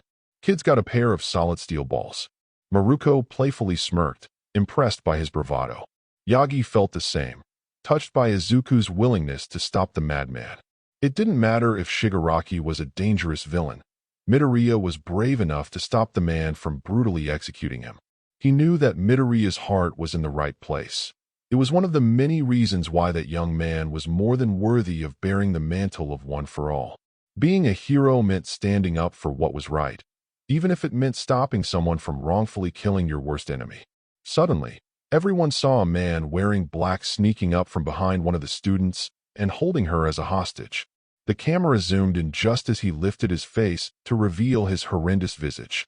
Cripes, and I thought Shigaraki was ugly. Maruko shuddered. Did we run facial recognition on this man? Kenji asked Naomasa, his eyes never leaving the hooded villain. We did, but we couldn't find any matches. Naomasa shook his head. The disfigured villain, who was most likely Shigaraki's accomplice, began to bargain with the armored man. He would let the girl go if he handed over Shigaraki. But the man clearly wasn't having any of it, and he swapped out his shotgun for another one of his weapons. An assault rifle too? How many toys does he have in there? Maruko tilted her head. What assault rifle uses belt-fed 50 caliber rounds? Nao Mesa rhetorically asked as he took a closer look at the weapon. What followed was an intense standoff between the vigilante and Tamura's flunky. The man still had his foot planted on Tamura, while the villain held a hand covered in blue flames close to Uraraka's face. Their eyes were glued to the screen as several tense seconds passed. Yagi noticed Uraraka slowly pointing to her hand while nodding to her friends. Before anyone could react, the villain holding her was propelled up into the air off-screen. Whoa, how'd she do that? Fackham wondered. It's her quirk, zero gravity. It allows her to manipulate the flow of gravity of whatever object she touches. Yagi explained. Now that you mention it, I think I remember seeing her during the sports festival. Maruko reminisced as she looked over Yagi's shoulder. The suspect then kicked Tamura at the suspended cohort out of view and, to everyone's surprise, fired a stream of missiles at them from a compartment on the side of the rifle. Since there was no camera footage of what was happening in the air, everyone could only look on in confusion when a burst of blue fire emanated from above that was followed by several smaller explosions. The camera was able to show Shigaraki and his henchmen fall into view right through the window of a store. Putting away his assault rifle, the armed man pulled out. A bazooka, Fackham shouted out, startling everyone. Who carries a bazooka? The weapon fired a burst of 3 rockets which hurtled towards the store Shigaraki and his cohort had landed in. But suddenly, a black portal made entirely of a smog-like substance materialized out of nowhere behind them. Everyone recognized the smoke as the same one the villain Kurogiri used during the USJ villain invasion. The two villains were pulled into the miasma of darkness just before the missiles hit the store and lit up the mall in a blinding explosion. The camera immediately cut to static and Yagi changed the camera footage for the final time, which showed the man putting away his rocket launcher. He eerily turned his head towards Izuku and his terrified classmates who backpedaled away from him. After a few seconds, he ran in the other direction and disappeared from view. Yagi paused the footage and a long period of silence dominated the room. Nao Mesa put out a vigilante advisory. We have an exceptionally violent case on our hands. Kenji ordered. Violent. Try completely insane. Fatgum repeated incredulously.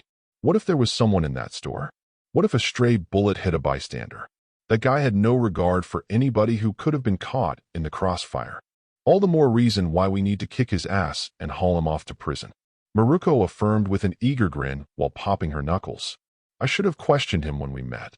That's the last time anyone plays me for a fool. And with that, the rabbit heroine bounded out of the room to resume her patrols. Fatgum hurried as fast as he could after her, but not before giving a salute to the others.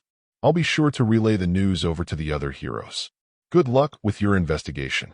As he closed the door behind him, the remaining 3 turned back towards the screen. So what do you think, Tashinori? Kenji asked inquisitively. Yagi rewound the footage to the beginning where the vigilante entered the mall.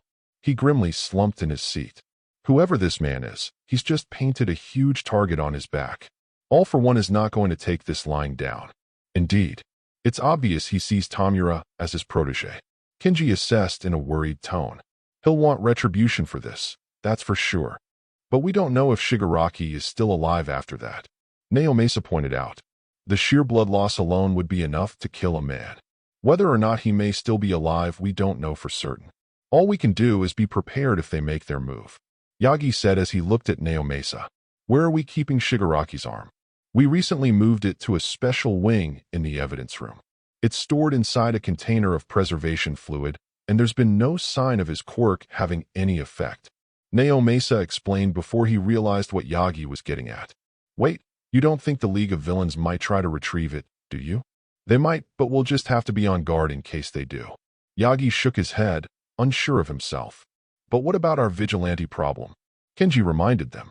We still don't know his identity or anything else. One thing I have noticed is that he fights almost similarly to an elite soldier. He could be some form of special forces, though his brutality is another story altogether. Do you think he's a foreign agent? Nao Mesa asked. Kenji could only shrug. Not sure. He's officially a vigilante now, and we need to be on our toes if he ever resurfaces. He's clearly a dangerous threat to everyone around him.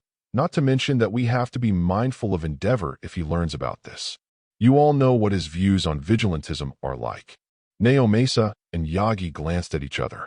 It didn't take much for the flame hero to hold a grudge against someone who committed a felony, even the smallest kind. Yagi sighed as he looked toward the screen. He knew that not only would All for One be targeting this man, but also other heroes as well, since vigilantism was illegal. But he did not forget about Midoriya's account of his first meeting with this mysterious individual. While it was understandable that this man was a dangerous, unpredictable, and vicious felon that had to be arrested, he did manage to save Izuku and didn't attempt to take a shot that could have cost Uraraka's his life. But who was he? Pressing a button on the keyboard, the camera zoomed in on the vigilante's visor. He looked a little closer at the visor and could just barely make out the man's stony, perpetually wrathful glare. It was almost like he was staring directly at him. To be continued. Chapter 6. Tomura's Rage. Mizuta-fu rooftops. Maruko bounded from one building to another over the streets of the city as she resumed her patrols. It had been several minutes after her meeting at the police station and her mind was focused on one individual, the vigilante. She felt like an idiot for not realizing that he wasn't a hero. And now, because of her and Fatgum's lack of professionalism as pro-heroes, they had an armored, gun-toting psycho on the loose who endangered the lives of several UA students and blew up half a mall. Landing on another building and kneeling near the edge, she kept her eyes peeled for the vigilante. Her mind went back to how he pummeled Shigaraki and ripped his arm off. That guy must have been insanely strong to do that, maybe even stronger than Death Arms. An unnerving smile slowly began to creep its way onto her face. Seeing that villain suffer after the shit he pulled on that kid was enthralling. When she first heard of the USJ villain invasion and how Eraserhead along with 13 was seriously injured in the attack, she wanted nothing more than to beat the living daylights out of the ringmaster who hurt them. In a way, she did get her wish in the form of a man taking the law into his own hands. Shigaraki got what he deserved, and her only wish was to see him get pounded on for a few more minutes. But the best part was watching the vigilante pulverize that bastard with his arm. She relished seeing that villain writhe and watching him suffer every amount of agony he was going through. Miruko suddenly stopped her train of thought when she realized she was going down that dark path again. She shook her head to dispel the images out of her mind and composed herself. Don't go down that road again, Rumi. She thought to herself, you're a hero now. You are not going to fall off the wagon. Maruko's ears drooped as she sat herself down on the roof. She thought back to the promise she made with her friend, Kigo Takami aka the Wing Hero Hawks. She would never forget, but she still pined to go back to old habits again. League of Villains hideout. Hirojiri. A simple question. What happened? I expect a very good answer. The shadowy villain quaked in the presence of his master, All for One. He wasn't actually in front of the man, but rather in front of a TV displaying the villain leaning back in his seat with a displeased expression. Hirojiri sat on a stool in front of the television, and if his smoky skin was capable of doing so, he would be sweating bullets. The bar was mostly vacated, which made Hirojiri's private meeting with One for All feel all the more nerve-wracking. He shifted uncomfortably in his seat before giving his master an answer. Tomura was ambushed by a man at the Kiyoshi Ward shopping mall. He was gathering information from All Might's pupil, but that's when he was attacked. I managed to pull him and his bodyguard out of there, but Tomura suffered grievous injuries in the process. We currently have him downstairs being treated by our benefactor's doctor, but he lost his right arm. All for One showed no reaction to that bit of news. Hirojiri felt terrified as he had no idea if he was indifferent to the loss of his protege's arm or if he was silently livid. Was it a hero who did this? No, master. The authorities have reason to believe that the perpetrator was a vigilante. So we have a wild card on our hands. Hirojiri, I do not think I have to remind you just how valuable Shigaraki is to our cause. I fully understand, master. But we didn't think that we would encounter such a fearsome individual capable of inflicting a tremendous blow on us. I assume Assumption is the mother of all mistakes, Hirojiri. If Tomura dies, I will have Dr. Garaki convert you into a low-tier Nomo. And he won't. I assure you. Jiren has the best doctor working to stabilize Shigaraki. See to it that he survives. I am tasking you to reclaim Tomura's arm when the opportunity arises. I don't care whether you're discreet or not. Just get it back. It will be done. I won't fail you, master. Pray that you don't. While you see to Shigaraki, I will contact Wolfram and coordinate his assault on Eye Island. I will look into this vigilante dilemma at another time.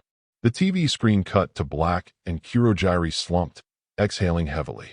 He never saw All for One this mad before, and he never wanted to be at the receiving end of that anger ever again. Getting up from his stool, Kurogiri fixed his tie and went towards the door behind the bar. He opened the door and walked down the steps and into a long, dimly lit corridor with cracked walls and steel doors. He walked down the hall and made a sharp right where he could hear voices coming up ahead. Making a left at the end, he came upon Jiren talking with two members of the League, Dabi and Toga Himiko.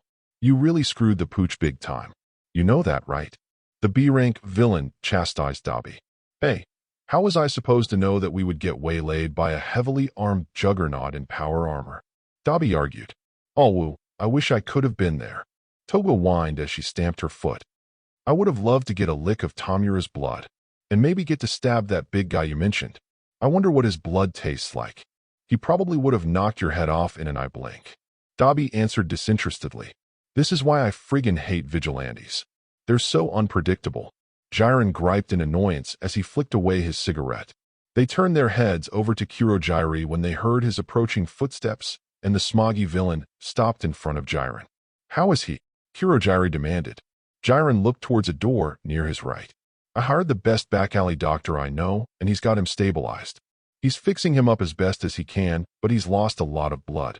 I can't give you any guarantees, so I ain't gonna beat around the bush. You might lose him. But like I already said, this is the best guy I hired, so if he does make it, we break out the sake, and if he doesn't, well. Kurogiri balled his fists as his eyes drifted to the ground. He redirected his gaze towards a bored-looking Dabi and narrowed his eyes into slits. You were supposed to be protecting him. Kurogiri reminded him, his tone of voice cold and angry. Well, I had to push my way through the panicking crowd. Plus, I wanted to get a good look at the guy and seeing how strong he was. I figured it would be better to keep my distance a bit and find a meat shield. Gotta admit, that girl pulled a fast one on me. Dabi explained casually. He noticed Kurogiri was still glaring at him like he wasn't thrilled with his answer. Dabi turned serious. Look, you're forgetting that I'm still gauging whether or not Shigaraki is someone I should be listening to dash. Kurogiri closed the distance in a heartbeat and grabbed him by the throat. Jiren and Toga backed away a little while Dabi didn't even look threatened.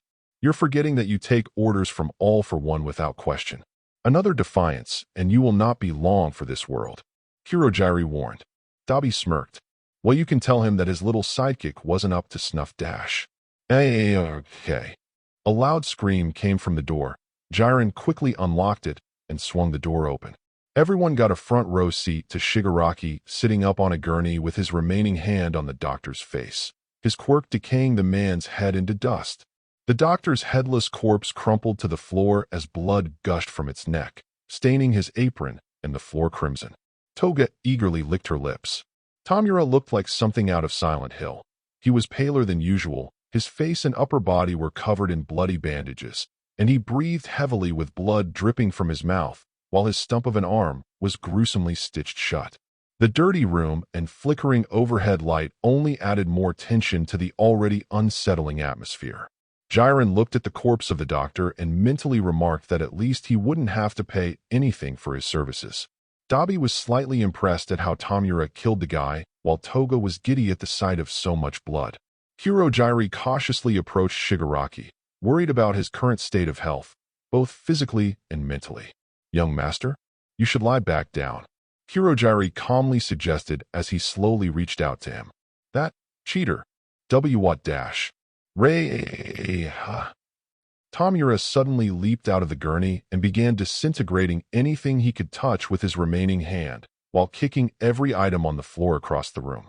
Kurogiri and the others instantly backpedaled away from the screaming villain so they wouldn't get caught up in his psychotic episode. That fucking cheating aimbot god mode hacking piece of shit. Tamura raged furiously as he continued to demolish the whole room. After several more seconds of violent thrashing, the whole room was destroyed with a majority of the walls and floors partially disintegrated. Shigaraki stood in the center of the room, hunched over and taking in labored breaths as blood dripped from his reopened wounds. "Young master, I understand your anger, but you must lie down," Kurojiri implored. "Save your vitriol for All Might." Shigaraki began to giggle, causing Kurojiri to step away from him again. Yes, the symbol of peace. Tamura began to remember how overjoyed he was when he finally learned how to bring down society until he was tortured to near death by the armored man. "It won't be All Might that will suffer. That bastard in green. I'll kill him." He then tore off the bloody bandages off of his face to reveal an insane smile with maddened eyes as his psychopathic laughter grew louder, his anger and insanity numbing him to the searing pain his body was in. "I'll fucking kill him." Mizudafu's sewer system abandoned subway. The doomslayer ripped away the planks that boarded up the entrance to the subway station. Since it was almost pitch black in the deepest part of the city, the Slayer had to activate the night vision function in his helmet so he could see where he was going. He chucked away the last of the planks and entered the station, drawing his pistol just in case someone or something was down here. He could make out what appeared to be some columns and subway cars, but his night vision didn't illuminate much of the area for him. He noticed a portable generator with gasoline cans next to it on his left with wires snaking to a large power supply box on the far wall. Walking over to it as he put away his weapon, the Slayer unscrewed the lid and looked inside to see that it was empty. He saw several gas cans next to it, but knew that they had been there since the 1970s and the gasoline had degraded a long time ago. But then he had an idea. He pulled out his chainsaw and checked it to see that he still had 5 gallons of gasoline in the tank. He popped open the cap on his chainsaw and began to pour some fuel into the generator. It didn't take much gasoline for it to be filled. He screwed the lid back on, yanked the ripcord several times, and the generator thrummed to life. A burst of electricity surged into the power supply from the wires, and the overhead lights that adorned the ceiling of the subway station flicked to life. With the entire station illuminated a bright white, the Slayer's helmet deactivated its night vision, and he observed his surroundings. The whole station was covered in cobwebs, dust, and broken plaster from the ceiling. Old kiosks laid abandoned and broken while a disused subway train sat idly on the tracks. But what the Doomslayer immediately noticed was that this station was previously occupied at some point in the past, and it held some signs of a fight. Bullet holes decorated the area, while casings littered the floor alongside old weaponry. The Slayer recognized a few Tokarevs, over and under shotguns, Uzis, a few hunting rifles, and at least 3 MP40s. Most of these had to have been acquired from overseas illegally, since the rest of the scattered weapons on the floor were of Japanese manufacture, since he didn't recognize them. But then there were the bodies. Not human bodies, but rather human skeletons wearing whatever articles of clothing that were left. Walking amongst the skeletal remains, the Slayer eyed their strange choice in fashion. Most of it consisted of jumpsuit uniforms, military jackets worn open with no shirts, leather jackets, baggy pants, boiler suits, long boots, bandages around the waist, surgical masks, patches displaying a slogan, and headbands with the Japanese imperial flag printed upon them. Were they a part of some kind of gang? He looked over to the vacant tracks to his right and saw a row of motorcycles all lined up alongside each other on the tracks. These guys must have used this abandoned subway tunnel to ride their choppers through. The motorcycles were heavily modified, featuring oversized fairings, lifted handlebars, large back seats, altered mufflers, and extravagant paint jobs. What kind of idiot defiled their ride like that? After analyzing our current surroundings, I have concluded that we are in a concealed hideout of a Bosazoku biker gang. The Bosazoku was a Japanese youth subculture associated with custom motorcycles, reckless driving, disturbing the peace, and other gang-related activities. The state of their base of operations was not the result of a gunfight with a rival gang, but rather with themselves, So they did each other in.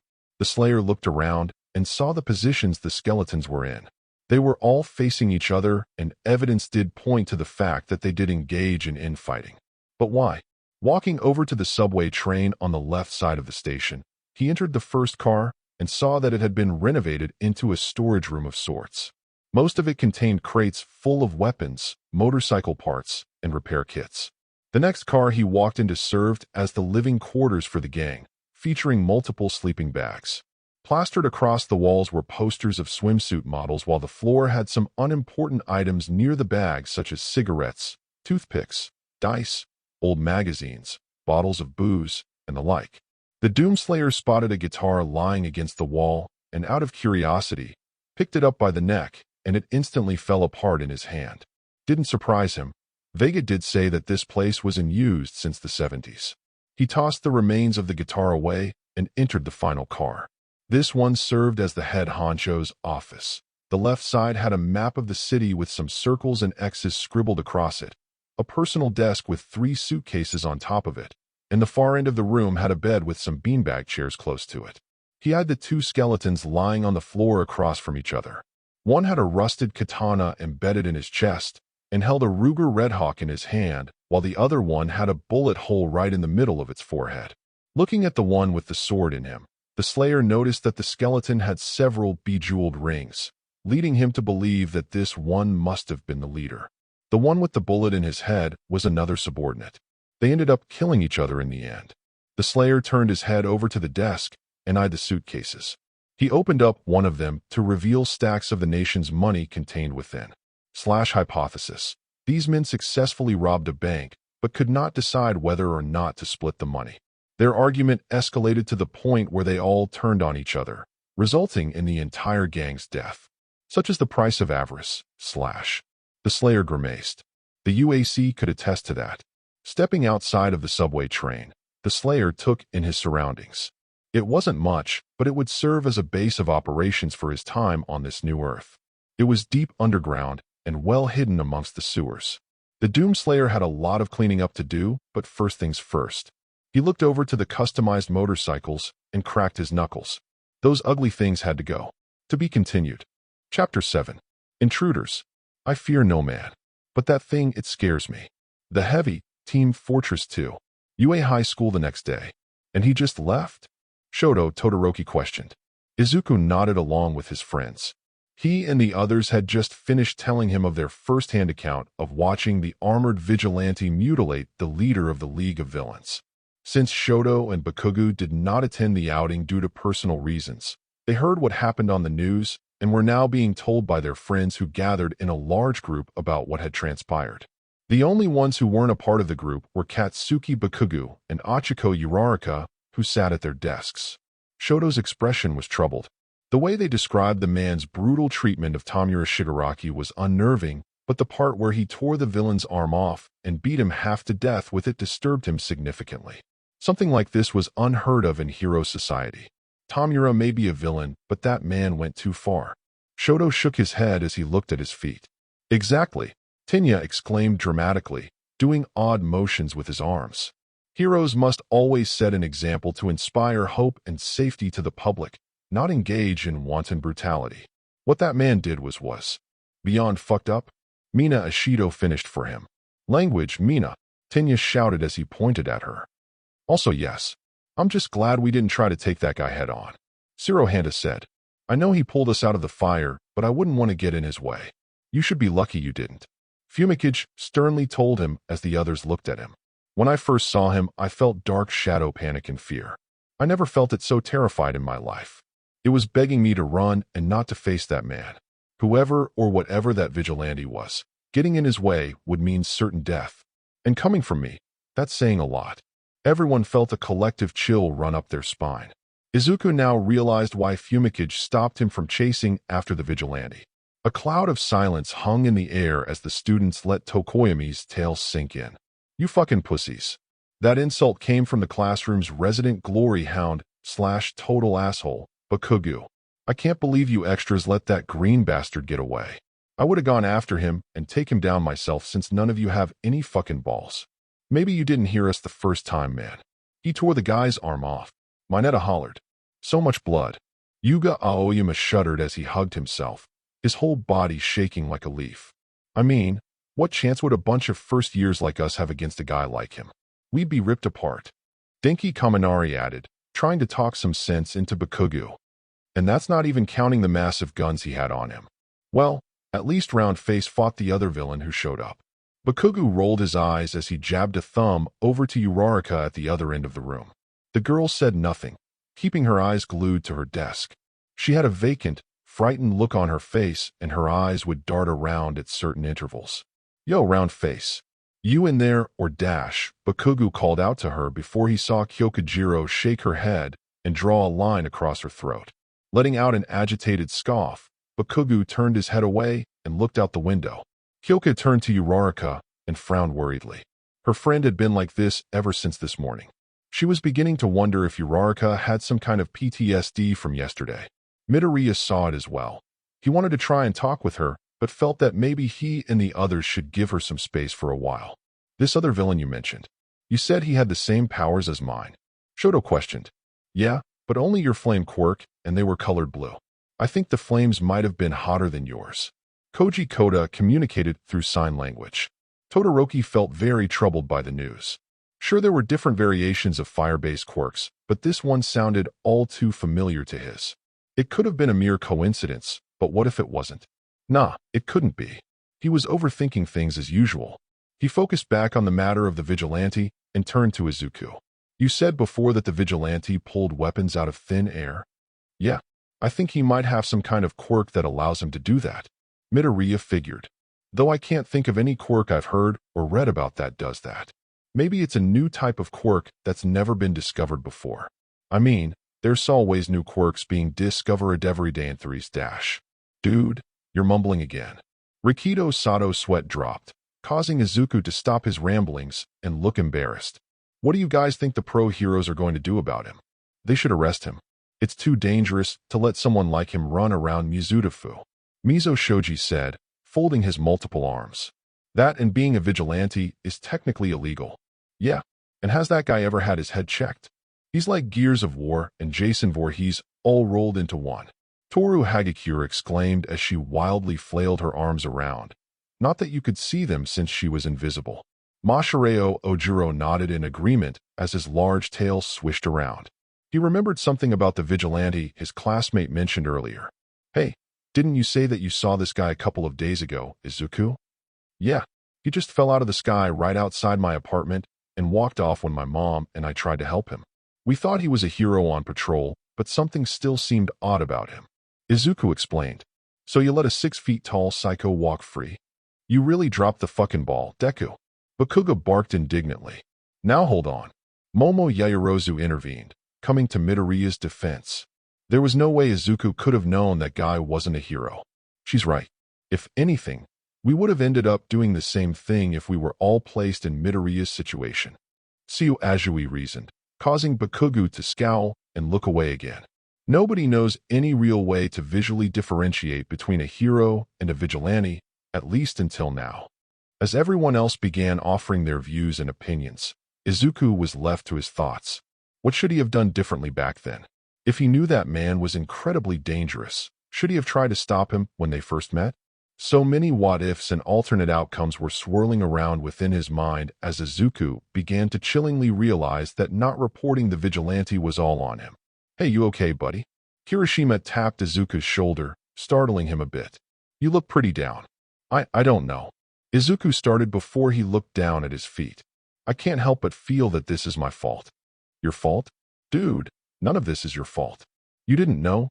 Simple as that. I'm sure the pro heroes will nab his crazy ass eventually. Besides, I doubt he's gonna go another rampage." Beneath Mizutofu the Slayer's hideout. 8 hours later, dusting off his hands, the Slayer chucked the last of the dismantled motorcycles into a pile at the other end of the station. He spent another sleepless night making his new home more habitable, which consisted of burying the bones of the biker gang and getting rid of the ugly motorcycles they had. This left only one motorcycle that thankfully hadn't been turned into a clown bike, an old American chopper that the gang had probably purchased from overseas. He had stored the old weapons in the storage room of the subway car. As much as he wanted to try them out, they were too rusted due to years of disuse. He had already become acclimated with the weapons he picked up during his time on the alternate Mars, and he wasn't going to ditch them anytime soon. But now that he thought about it, there was one problem he faced in this new universe: ammo. Despite snagging a staggering overabundance of ammo during his excursion on the alternate Mars in Hell, enough to keep him supplied for at least several months, he knew it wouldn't last forever. Acquiring shotgun shells and 50 caliber ammunition should be relatively easy, and fuel for his chainsaw wasn't a problem either. He could easily swipe a few cans of gasoline at a gas station. But his rockets were specially designed by the UAC, which meant that other rocket types would be incompatible with his rocket launcher. And then, of course, there were plasma cells and BFG cells. He heavily doubted that this universe was able to manufacture plasma in a way used for weapons, and no Argent energy meant that he only had 2 cells left for his BFG, having used 1 shot to finish off the Spider Mastermind. His UAC grenades and hologram projectors were another problem as well. Never bothered to pick up those useless siphon grenades back on the alternate Mars. As he mulled his predicament over, he sat himself down on one of the old benches in the station. He felt like he had no real purpose in this world, no clear goal. What was left for him if there weren't any demons to kill? Could he call himself a doomslayer anymore? Slayer. I am picking up 40 heat signatures approaching our position. From the entrance, He snapped his head up towards the partially boarded up entryway to the station and could easily hear the sounds of footsteps, many footsteps, getting closer. Almost immediately, he bolted out of his seat, hopped down onto the tracks the subway train was on, and ducked into the subway tunnel ahead of it.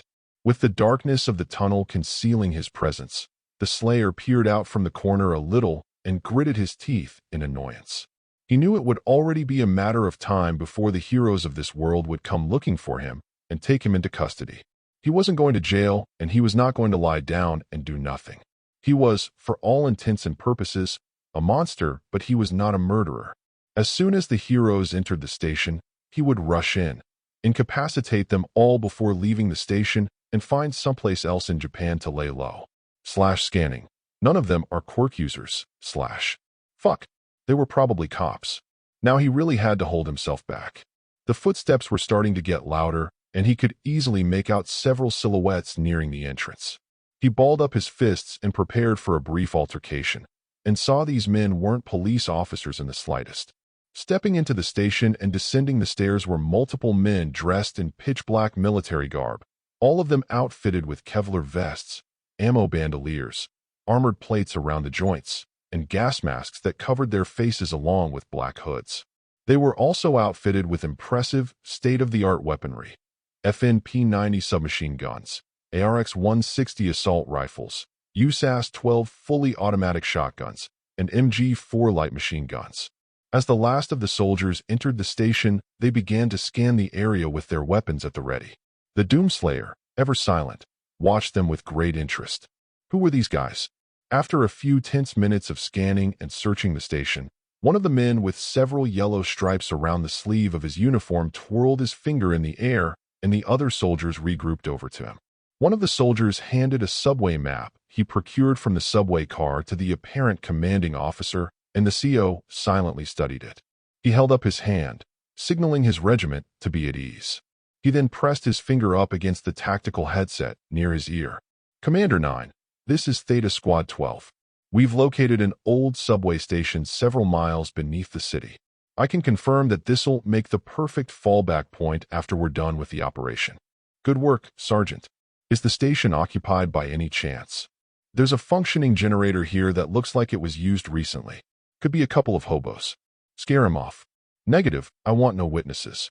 We've just rendezvoused with Wolfram's team, and we are commencing the operation on I Island now. Once we have everything locked down, Lieutenant Chimera will contact your squad, and you will relay the coordinates for the fallback point. Unload the supplies and secure the station while we proceed on schedule. Understood, Commander. Theta Squad 12 out. The Doomslayer absorbed this information as the soldiers began to fan out and went back up the steps to retrieve the supplies. It sounded like something big was going down, but what was this I Island they were talking about? Several men began bringing down multiple black cases that were as big as a couch. They started unpacking them to reveal portable generators like the Slayer had, but much more technologically advanced. Some of them revealed ammo and more weapons, while the last of the cases unfolded into a large, portable computer. One other thing the Slayer took note of was the insignia of a silver-colored saber-toothed tiger emblazoned upon the cases. I am hacking their terminal now, The soldier who unpacked the computer turned to his right to unpack another container, but never noticed Vega's logo flashing on the computer screen, and by the time he turned back, it had vanished before he could even notice. /hack complete. These men are part of a highly dangerous army of mercenaries known as the Steel Sabers. Their origins can be traced back to South Africa after the apartheid, though as time went on, they evolved into a multinational outfit. The Doomslayer's HUD began to show him various pictures of the mercenaries' rise to power and infamy. Black and white photos of the Sabers participating in numerous military theaters around the world, and soon changing into clearer, colorized pictures of the men in present-day uniforms and armed with better weaponry. The Sabers of today are being led by 4 very powerful quirk users, one of which is their leader, / His HUD showed him portraits of the said individuals and their info. The first mugshot was the leader of the Steel Sabers, a man codenamed 9. He was a white-haired man with eyes that lacked any emotion or empathy and wore a black bodysuit with blue highlights and several cylindrical tanks sticking out of his back. He had a weather manipulation quirk that gave him power over lightning, wind, and ice, but the power took a toll on his body, hence the need for the suit. Then came his lieutenants. The first was a woman codenamed Slice. She had vibrant orange hair that looped down to her midsection and wore a purple blouse with a black domino mask. Her quirk allowed her to move, sharpen, and harden her hair into blade-like weapons. The second was a man with gray hair and orange eyes wrapped nearly head to toe in burgundy-colored bandages, along with a combat vest and a small sword slung around his shoulder. His code name was Mummy, a reference to his quirk that let him control inanimate objects via his bandages. The final lieutenant was an interesting one, to say the least. He was not a man, but rather an anthropomorphic wolf with blue and white fur, wearing a tan trench coat and hair done up in dreadlocks. Chimera was his code name and was again based on his quirk. It granted him the capability to undertake the characteristics of various animals. The Steel Sabers are widely regarded across the world as the most proficient and deadliest mercenary group in existence. They are expertly trained, heavily armed with the latest weapons and technology, and have killed over 246 heroes. What? Vega showed him a slideshow of the Steel Sabers' victims. The images were a grisly sight to behold. Each photo showed heroes of all shapes and sizes dead, with over a dozen gunshot wounds. Some were decapitated, had bullet holes in the sides of their heads, sliced apart, burned to death, or blown up with explosives. Some corpses were desecrated, stripped of their costumes, scalped, or hung from their necks. Most disturbing of all was that some of these heroes were very young, most of them barely out of their teens. The last picture showed the present-day Sabers, along with their leader 9 and his lieutenants, standing near a shot-up wall in some war-torn country, with 18 dead heroes all lined up in a row against each other. Some of the soldiers, as well as Chimera and Slice, were smiling or posing while crouched down like hunters who just bagged a moose. The Doomslayer felt his rage reach its boiling point as his fists shook violently. His mind once again flashed back to all of those comic books he read when he was a kid. He loved reading about superheroes, and his heart would leap with joy when they beat the bad guy in the end. Seeing these heroes be slaughtered like animals, these fuckers were no better than the horrors he fought for eons. They had to die. He overheard the CEO order some men to scan the tunnels and slowly stepped away, disappearing into the darkness. The 2 soldiers entered the dark tunnel and slowly walked through it, the flashlights mounted on their weapons illuminating their way through the darkness. After a few minutes, they came upon a large cave-in, blocking off their route. One of them pressed a button on the radio attached to his wrist. "This is Crow and Vejboski, all clear." The merc nodded to his partner, and the 2 of them began to head back to the subway tunnel entrance, unaware of the large shape silently advancing towards them from behind. Meanwhile, Sergeant Burke oversaw the rest of the troopers finishing up with their assigned tasks. He went over to the ones working on the generators as they hooked up the wires to the smaller power supply boxes along the wall. "How are we looking?" "Generators are primed and ready, Sergeant. Just needs a few moments to power up, and we're good to go. That'll be enough to power the whole subway system." "Good. Communications?" "Fully operational, sir. Servers are set up and ready to receive any incoming messages from my island." The sergeant checked his watch and smiled. 10 minutes ahead of schedule. The mercenaries sent to scout out the tunnels came back and saluted Burke. "Sergeant, we've finished our recon of the tunnels. One of them is blocked off, but the 2 tunnels down at the end are clear, and they'll provide a route for Commander 9 and the rest of the Steel Sabers to navigate through to us." "Excellent work. I can see a big promotion in our future weight. Where's Crow and Vejboski?" Sergeant Burke noticed.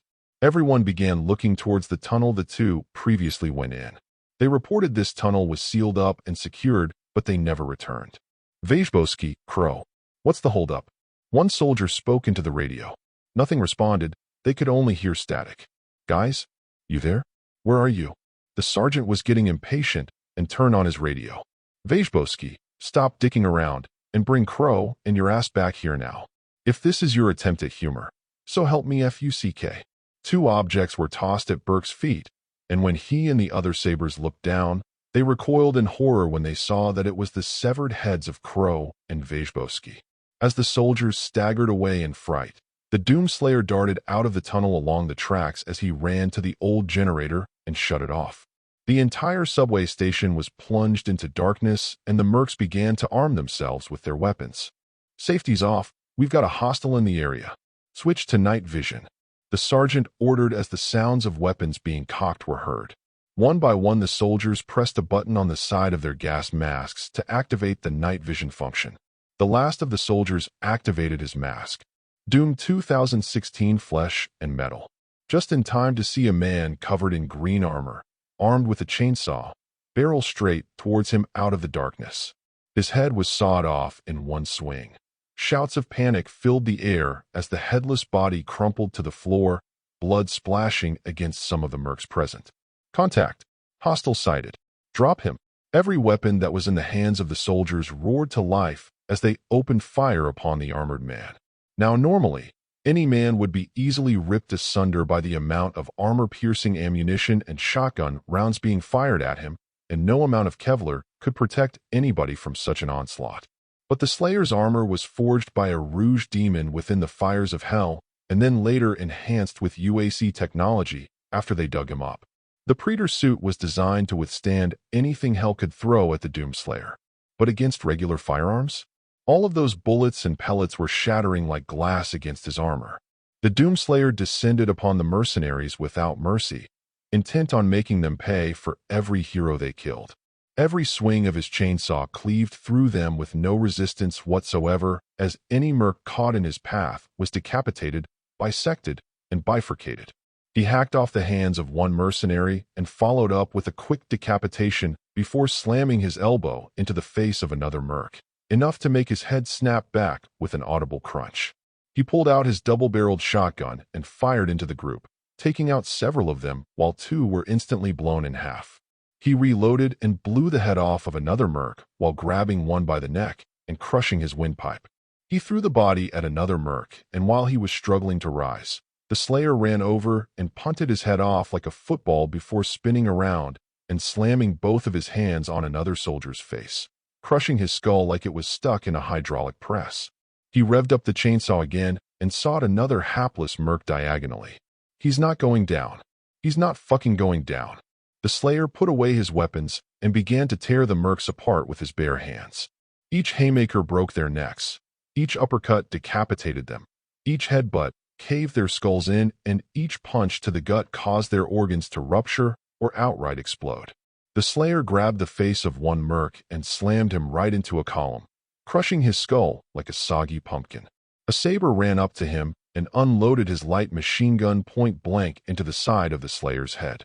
But that didn't do shit either, and the Doomslayer grabbed the barrel of the weapon, bent it at a 90-degree angle, and swung his leg up hard enough to shave off the mercenary's face and lower jaw right off his head.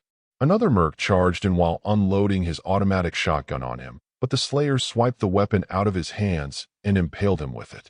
He rushed towards another Saber and ripped him in half, launching himself at another one with his chainsaw drawn out and sawing him up the middle. While all of this was happening, the soldiers of fortune kept firing at the Doomslayer and were rapidly losing their minds at the sight of an implacable berserker who was tearing his way through their ranks. What the fuck is his armor made of? He's taken out half the squad. Die, motherfucker. The mercenaries continued to open fire while some threw their grenades at him. The grenades exploded at his feet, but these grenades were substantially weaker than his UAC brand grenades, which had a bigger blast radius and more powerful explosion, so those did next to nothing against his armor, let alone make him stagger. He stored his chainsaw away and whipped out his plasma gun outfitted with the stun bomb mod, and fired a bomb right at them, creating a burst of Birkeland currents that fatally electrocuted the mercenaries, frying their nerves and causing most of their eyeballs to boil and explode. Drawing his HAR with his free hand, he unleashed a hail of death from both guns as the 50 caliber rounds and plasma bolts shredded through the soldiers of fortunes like they were made of tissue paper. Putting away the plasma gun, the Slayer finished off the stragglers by firing a stream of mini-missiles at them which embedded themselves into their bodies before violently exploding. Soon all was quiet in the station as the doomslayer put away his HAR. Then he heard a humming sound from one of the generators the Sabres had set up, and the subway station was lit up once again. The carnage was all laid out for the Slayer to see. Nearly the whole station was covered in red, bodies, severed limbs, bullet casings, craters, and entrails. He heard a groan to his right, and noticed a wounded merc on the ground trying to reach for his weapon only for the Slayer to promptly whip out his sawed-off and blasted him right then and there. The sound of a large weapon being loaded could be heard behind him, and the doomslayer turned around to see the sergeant propped up against one of the cases missing an arm and a chunk of his leg aiming a Denel PAW 20 grenade launcher aimed right at him. Burke pulled the trigger and a high-explosive grenade launched out of the barrel and hit the Slayer dead on. A dense explosion enveloped him and obscured most of the station in the dust.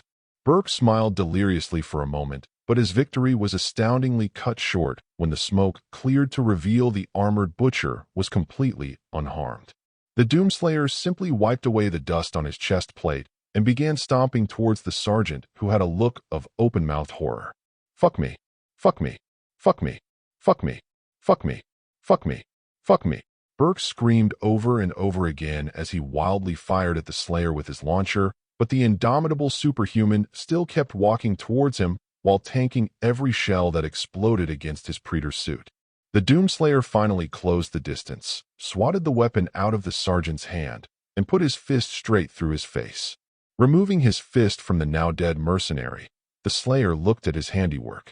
He felt a small bit of satisfaction for avenging all those heroes that were slain by these men, but he knew that there were more of them that needed to pay. And that meant going after their leader, 9. These mercenaries were previously discussing an operation currently in progress. I am accessing their terminal to acquire more intel, / Now that Vega mentioned it, they did talk about an island of sorts. The Slayer walked over to the terminal, which was thankfully undamaged during the chaotic firefight, and seated himself on the floor while Vega worked his magic. I have analyzed their current whereabouts. The Steel Sabres are enacting a massive-scale invasion of a seafaring research base known as I-Island. It is the most technologically advanced artificial island in the world, housing thousands of scientists and guarded by state-of-the-art security systems. The primary purpose of this facility is the creation of specialized support items for heroes and scientific study of the Quark phenomenon. It also hosts an expo to showcase said technologies, / The doomslayer absorbed this information and thought it over. While it sounded like this place had benevolent intentions, it still had the potential to become another UAC. But that didn't mean he was going to blow the whole place up at this present time. All that mattered was finding out why the Steel Sabres wanted to ransack this place. Obviously for the tech I-Island housed, but what if there was something more? The Steel Sabres had enlisted all 9,870 members for this endeavor. It is their entire organization. What they intend to do and what they are after are not listed on their servers, but I have found evidence that suggests they are in a joint operation with representatives from the League of Villains, / The Slayer clenched his fists. Somehow he knew he wouldn't hear the last of that organization and the dried-up little hobgoblin running it.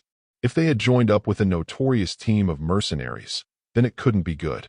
Right now as we speak, they have already infiltrated the whole island and taken hostages. The Sabres have also hacked the security system and have captured several pro-heroes visiting from overseas, as well as All Might himself and civilians. The Japanese government and pro-heroes are unable to approach the island due to the volatile hostage situation. This is a national crisis. The Slayer tapped his finger on his knee. This was a very dire situation, no doubt about it. But what surprised him was how these guys were able to capture the symbol of peace. If something wasn't done, then all of those heroes, and maybe even all, might be next on the Steel Sabers chopping block. It would be more trophies for their gruesome tally. There is no other way for the pro-heroes to approach this situation due to their non-violent methods and code of honor, but we may be sufficient enough to resolve this situation and eliminate a threat to heroes worldwide. I also have reason to believe that Island may have inventions that could benefit us. I will leave the decision up to you and have mapped out the quickest route topside to the nearest port. The doomslayer didn't need to be told twice. He shut off the generator so the lights wouldn't give away his hideout and went to the left subway tunnel. Stepping down onto the tracks, he crouched down a little and suddenly broke into a sprint, running through the tunnels as he followed his waypoint on his HUD. The Slayer had his mind focused on storming Island, partially to save the heroes, make the Sabers suffer, and upgrade his gear. 9 probably prided himself and his crew to be the best of the best. They obviously hadn't met him yet. To be continued. Chapter 8. Mad Dash. Mizuta Famina, a Shido residence. Hardcore news. We don't just bring you the latest news. You bring you the most intense news on the planet. Greetings, fellow viewers. Tony Pope, live with Hardcore. On the scene and in your face. It's a hostage situation that looks like it was ripped straight out of Die Hard.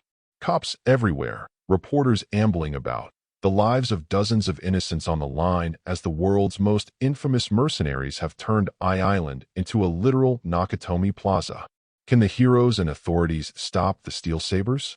They're outmanned, outgunned, and incompetent. Prime Minister of Japan, what are you doing? The symbol of peace has a gun to his head. Get off your ass and declare martial law. Mina pressed the mute button, turning off the reporter's tirade. After they decided who was going to Island via rock, paper, scissors, the girls decided to have a sleepover to soften the blow of being unable to visit the Island Expo with their classmates. So far the sleepover had been a blast, but that's when they heard on the TV that there was an apparent terrorist attack on Island. They switched to a news station to get more info, but were greeted by a man who acted like he had one too many cups of coffee. Americans. Mina shook her head disapprovingly as she watched Tony continue with his rant. They always exaggerate. How the heck did they let someone like him into this country? Hagakure wondered. Try switching to MNN. That's usually a reliable source. So you suggested. Mina flipped through a couple of channels until she found the right one. Port of Tokyo JSSDF blockade. This is correspondent Megumi Shindo of Mizuta News Network. For those of you who are just joining us, we are live on the scene at Tokyo Harbor where the JSDF, local police officers, and pro-heroes have cordoned off the area. Behind me, you can see Island out in the distance where earlier this evening, an army of mercenaries known worldwide as the Steel Sabers infiltrated Island and have taken the island's population hostage, including several pro-heroes from other countries and All Might himself. We have reason to believe that they have taken full control of the security system, widely believed to be on par with Tartarus prison. Though an SOS was sent out, it did little good as the mercenaries now have a solid foothold on Island and has become a floating fortress. They have offered no demands, but have warned all not to come anywhere near Island or they will execute the hostages, including the heroes and potentially All Might. No attempts have been made to breach Island, and the pro-heroes cannot risk mass fatalities in what has been called by many to be the most volatile hostage crisis of the century. The Steel Sabers are a name that strikes fear into the hearts of many heroes, and with the symbol of peace at their mercy, it seems that his life and the lives of the other heroes and civilians on the island are now in God's hands.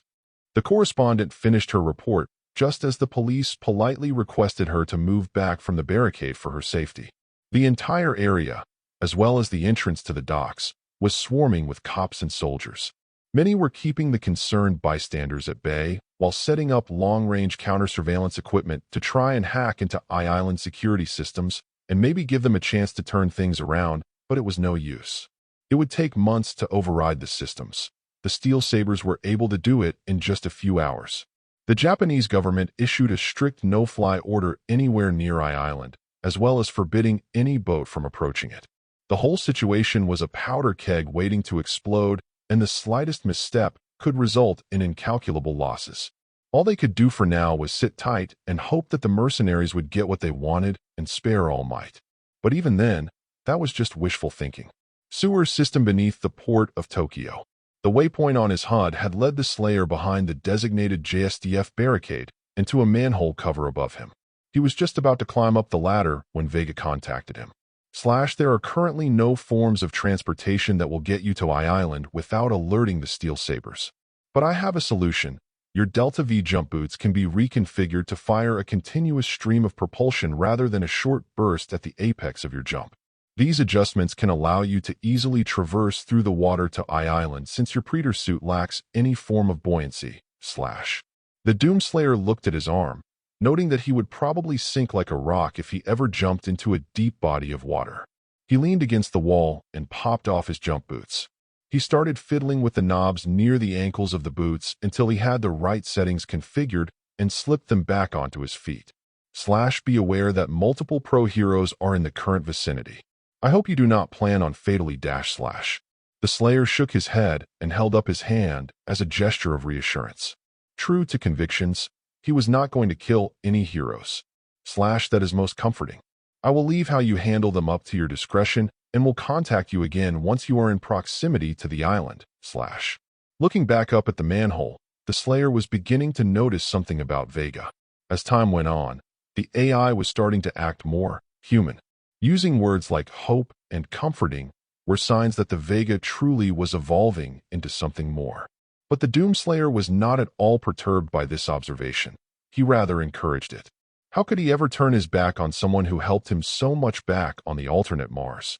The Slayer began to climb up the ladder, ready to show the heroes and villains of this world how justice was served on Argent Nur. Port of Tokyo Warehouse District several minutes earlier. Standing atop one of the cranes at the harbor, Hawks and Loud Cloud gazed silently at Island in the distance. They couldn't muster the will to remain confident and upbeat like they usually did. And how could they? The most dangerous mercenaries on the planet had captured the symbol of peace and the most technologically advanced facility in the world. It was a pretty big deal for every pro hero and sidekick called out here, and they weren't taking it well. Hawks looked up at the starry night sky with the moon high above. Letting out a sigh, the number 6 pro hero leaped off the crane and flew back down to the ground, while Loud Cloud followed him atop one of his floating clouds. The two of them glided down towards one of the 3 large teams of pro heroes patrolling the district. The one they were currently a part of consisted of Present Mike, Midnight, Eraserhead, Endeavor, Gang Orca, Selkie, Maruko, Fatgum, Gran Torino, Crust, Ryukyu, Slide and Go, and Mr. Brave. The overall mood was extremely tense. You could feel it in the air. Anything? Mr. Brave asked. All quiet. Just be grateful we haven't heard any gunshots yet. Hawks answered as he looked back to Island. Are you guys sure there isn't any way for you to get closer? Ryukyu pressed worriedly. No can do. Loud Cloud shook his head as he waved a finger at her. You heard what the JSDF said. No copters or flight-based quirks. We can't risk the Sabers spotting us. They might end up executing a hostage or a hero. Maybe we can try to get inside from underwater? Selkie suggested to Gang Orca. That way we could sneak in and rescue the hostages. We could get the drop on them dash. It's a good idea, but don't forget that these aren't the usual thugs or overconfident villains we face on a regular basis. These are highly trained soldiers of fortune. Gang Orca lectured. They fought heroes like us before on numerous occasions, and for all we know, they probably have scanning equipment that'll see us coming from a mile away. And even if they didn't, it's just too great of a risk. So basically, we're blind, deaf, and dumb over here. Maruko impatiently threw up her arms. We don't have a choice. Eraserhead tiredly sighed. We can't rush in completely half-cocked and get people killed. This is ridiculous. Endeavor bellowed as his flaming beard grew in intensity. If we let these reprobates dig in any further, we'll have to level the whole damn island to flush them out. They're already dug in, Endeavor. That entire island's been turned into Fort Knox. Gran Torino rebuked the flame hero gruffly. We'll just have to wait until they get what they want. But how do we know they're not going to kill the hostages, the heroes, and All Might afterward? We have to do something. Mr. Brave proclaimed. Cool your jets, bud. All Might's been in tougher scrapes than this. I guarantee you that he'll bust out and handle this in no time flat. Present Mike reassured him with a pat on the back. I mean, come on. You guys think a bunch of mercs can hold him? It'll certainly be a grim day for us all if he lost to such a measly foe. Endeavor huffed. Yeah, right.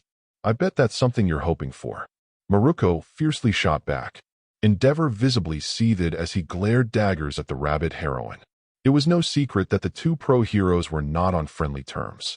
Endeavor viewed Maruko as a troublesome, rebellious upstart who didn't deserve the number 5 spot, while Maruko saw Endeavor as a self-centered, uncaring blowhard who became a hero just so he could be number 1. Midnight quickly stepped in to extinguish the flames of rivalry between them. Calm down, you two. This isn't the time or place for this. Midnight scolded. Maruko and Endeavor gave each other the stink eye one last time before huffing and looking away. If we stay focused and keep a cool head, we can get through this. It's not any different from hostage situations we've dealt with in the past. I don't mean to be a downer here, but those are the steel sabers we're talking about here. Fagum reminded them. Midnight's confidence faltered, as did everyone else's. For decades, ever since the rise of heroes, the steel sabers had become something of a boogeyman-like presence amongst the pro-heroes worldwide. They knew just how dangerous these mercenaries are, and there was no limit to how skilled they were. But then there were the numerous pro-heroes who fell to these ruthless soldiers. The body count for each one they killed seemed to rise every year. There was no way they could erase the grisly photos that showed brave men and women of heroism that were horribly butchered by the steel sabers from their minds. They were feared for a good reason, and even All Might himself was wary of them. And now they were here in Japan, and they had hundreds of hostages, pro-heroes from overseas, and the symbol of peace completely at their mercy.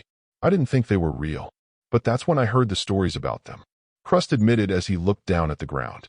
The battles they participated in, the war crimes they committed, His lips quivered as he balled up a fist while tears started to leak from his eyes. All the heroes they killed. A cold silence hung over the group. 246 heroes, taken from this world way too soon, showed so much promise at a young age or right in the middle of their prime. Gran Torino frowned sadly. Many of those heroes were his comrades and Nana Shimura's closest friends. To think that they could be felled by simple, quirkless soldiers was unheard of, but certainly not on this scale. Eraserhead turned to look at Island out in the distance. His students were there. Dread filled his heart, his mind conjuring up images of their bullet-ridden bodies and him attending their funerals. He tried to get them out of his head, but he couldn't. It was like he was looking at the inevitable.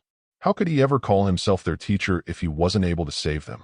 Loud Cloud placed a hand on Eraserhead's shoulder in reassurance. He, along with Present Mike and Midnight, knew what their closest friend was going through. Oboro couldn't think up anything that could soothe his friend's distress. For a while, nobody said anything as the gravity of the situation started to bear down upon them. Okay. That's enough sad times. Someone said loudly, followed by the sound of clapping hands. It was Slide and Go, the slippery hero. When a villain with a magma quirk went on a rampage in Esaha City, did we throw in the towel? When a hurricane decimated eastern Japan, did we run home crying? When a bunch of inmates broke out of Tartarus prison, did we say uncle? Nay. We stuck to our guns, stood our ground, and we charged into the fire like real heroes. We didn't give up then, and we certainly aren't going to give up now. The pro-heroes present, Sans Endeavor, who thought Slide and Go was being melodramatic, perked up a little after that rousing speech. A perpetual smiler he may be, he knew how to rally a crowd with his boundless optimism. This was not the time to be moping around. This was the time to be heroes. This may look dire, but if past experiences have proved anything, we always prevail in the end. Slide and Go continued bombastically. Mark my words, we'll come up with a plan to put an end to this sticky situation, and Slide and Go trailed off when he noticed something in the distance. Say, who's that? Everyone looked over to their left to see a figure far away from them, standing in the middle of the road near some shipping containers. The Doomslayer's objective was at the end of the docks, where he could jump off the pier and swim all the way to Island. He was fully aware of the pro-heroes near his position, but he didn't care. So long as they stayed out of his way, there wouldn't be any problems. Vega had already analyzed them and informed him of their quirks. It was nothing he couldn't handle. Ryukyu squinted her eyes at the man encased in armor and recognized him as the vigilante the Hero Public Safety Commission and the Mizudafu police force had put out an advisory for, as well as the same one Maruko and Fatgum encountered a day ago and told the other pro-heroes about. That's Dash. Doom 2016 break them. In that instant, the doomslayer bolted like an Olympic track runner out of view. Where is he, Dash? Stop him. Don't let him get away. The pro-heroes quickly gave chase after the vigilante, with Slide and Go taking the lead due to his friction quirk. The purple-costumed hero skated around the shipping containers like he was wearing invisible rollerblades until he came into view of the armor-clad man, his heavy footsteps echoing across the port. Slide and Go easily closed the distance and leaped up at the vigilante, catching him in a headlock while he continued to run. Sir, you are interfering in an official hero operation and endangering hostages. Slide and Go yelled at the vigilante as the pro-hero tightened his hold on him. I am demanding that you stand down immediately, or I will be forced to, Slide and Go looked at the vigilante's hand, and his eyes nearly popped out of his skull when he saw the grenade in his grasp. He had already pulled the pin. Ayakak! Slide and Go shrieked as he dislodged himself from the vigilante and ducked behind a forklift just as the grenade exploded. A large explosion enveloped the Doomslayer, but he burst forth from the smoke cloud, completely unharmed. This action did not go unnoticed by Eraserhead, Loud Cloud, and Mr. Brave, who raced along on the warehouse rooftops. Did he just? Mr. Brave balked. Loud Cloud whistled as he rode his signature cloud. Maruko wasn't kidding. This guy really is a nut. Eraserhead silently stared at the vigilante as he and his comrades chased him. This was the man who recklessly endangered his students and literally disarmed Tamura Shigaraki. He took note of how he pulled out a grenade out of nowhere and deduced from watching the video camera footage from the Kiyoshi Ward shopping mall that this man had some kind of storage quirk that allowed him to carry around his vast arsenal. Eraserhead looked ahead and saw the docks leading out into the ocean. By his guess, they only had minutes to stop him before he could jump off the pier. This guy's going to try to swim to Ai Island. He'll end up potentially jeopardizing everybody on that island, so let's stop him in his tracks here and now. The other heroes are taking alternate routes to cut him off. I'll bind him, and you two trip him up. He instructed. Mr. Brave nodded, and Loud Cloud gave him a thumbs up. As the two heroes ran ahead, Eraserhead jumped off the roof and flung out his binding cloth at the vigilante, which successfully wrapped around his neck, abdomen, arms, and legs. Whoa! And the Erasure hero was instantly dragged along the pavement as he held onto his cloth like a lifeline. The Doomslayer's strength easily ripped apart the binding cloth around his arms and legs like they were made of toilet paper, much to the surprise of Eraserhead. He gritted his teeth as he tightened his grip on the cloth that was still tied around the vigilante's neck and abdomen. He felt like he was being dragged around by all might. Mr. Brave and Loud Cloud landed on the ground ahead of the Slayer and rushed towards him. Mr. Brave pulled out strands of his hair to form a bat-like weapon, while Loud Cloud twirled his signature bow staff. The duo charged forth with their weapons at the ready, but they never got the chance to swing them at him when the Doomslayer suddenly grabbed them both by the sides of their heads and smashed them together. Normally their heads would have burst apart from the force, but since the Slayer was holding back, they were immediately rendered unconscious, and he chucked the both of them over his shoulder. Oboro! Aizawa shouted as he watched his friend tumble out of view. He could feel his back starting to burn from the friction of being dragged across the ground. It wouldn't be long before this lunatic road hauled him until he was nothing but a pelvis wearing a belt. Here I come, asshole. The Slayer saw Maruko coming into view, a cocky grin on her face as she sprinted towards him. The Slayer readied himself, but for the first time in what seemed like eons, he faltered. This was not like him at all. He had no problem drop-kicking these heroes out of his way, but why was he showing hesitation towards this woman? Why was he acting like this all of a sudden? Why did he keep comparing her to Emily? Regardless of the reason, he wasn't going to let her stop him now, but he couldn't harm a hair on her head either. Maruko sprang up and swung her foot downward at the Slayer, but he caught her foot and flung her upwards into the air. Maruko's whole world was spinning before her eyes as she struggled to straighten herself in the air, only to have Hawk swoop in and scoop her up in his arms. You know, I vaguely recall having a dream like this once. Hawks cracked a smile with a light flush on his cheeks. It better not been a wet dream. Maruko warned. She looked downwards and was surprised to see just how high above the port they were. Just how hard did that guy throw her? Hawks flew downwards back to the port with Maruko still in his arms. So what do you know about Mr. Halo Knockoff? You and Fatgum met him before, right? Hawks inquired his longtime friend. I only met him once. All I know is that he's crazy and has more guns than the Expendables. Maruko answered as she tried to get the strands of her hair out of her face thanks to the wind. Well, by the looks of it, he's trying to make a break for Island. Hawks assumed as he looked down at the port, noting that the vigilante had a clear path to the pier. What? Is he completely insane? Maruko gasped in confusion. If the Sabres spot him, they're going to execute the hostages. It'll be a bloodbath. Don't sweat it. We'll stop him before he tries anything stupid. Hawks assured her as he flew over the warehouses. They came upon the still-running vigilante with Eraserhead having wrapped several more strands of binding cloth all over the vigilante, who now looked like a mummy/robot hybrid. Slide and Go was quickly catching up while Midnight, Present Mike, Gang Orca, and Selkie trailed behind. Eraserhead finally let go of his cloth when the friction burns became too much for him, tumbling away from the action when he did. You want me to swing you up front?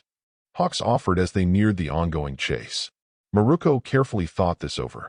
That vigilante was insanely strong, enough to make her reconsider facing him head-on again. However, when she was thrown, she could feel him holding back all of that strength. But why? She decided to think about it later when she noticed the strands of capture tape still wrapped around the vigilante. I got a better idea. Set me down here, and I'll try to slow him down. Hawks nodded and dropped Maruko, who bounded off the roof of the warehouse and down to the ground. Dashing up next to Slide and Go, she grabbed one strand of the tape while he grabbed another. Slide and Go reversed his friction quirk to anchor himself, while Maruko slammed both of her feet into the ground as they tightened their grips on the tape. At first, they thought it would slow the vigilante down, but it didn't. He just kept on charging along without stopping or even slowing down. He was only picking up speed. Maruko gritted her teeth as tiny pieces of concrete flew into her face, and she could feel the plates around her feet starting to wear down rapidly. Slide and Go wasn't faring any better either as his feet began to burn. Hawks swooped down at the vigilante to the left, clutching a sword made out of his feathers while Gran Torino zoomed in from the right ready to deliver a flying kick to the back of the vigilante's head.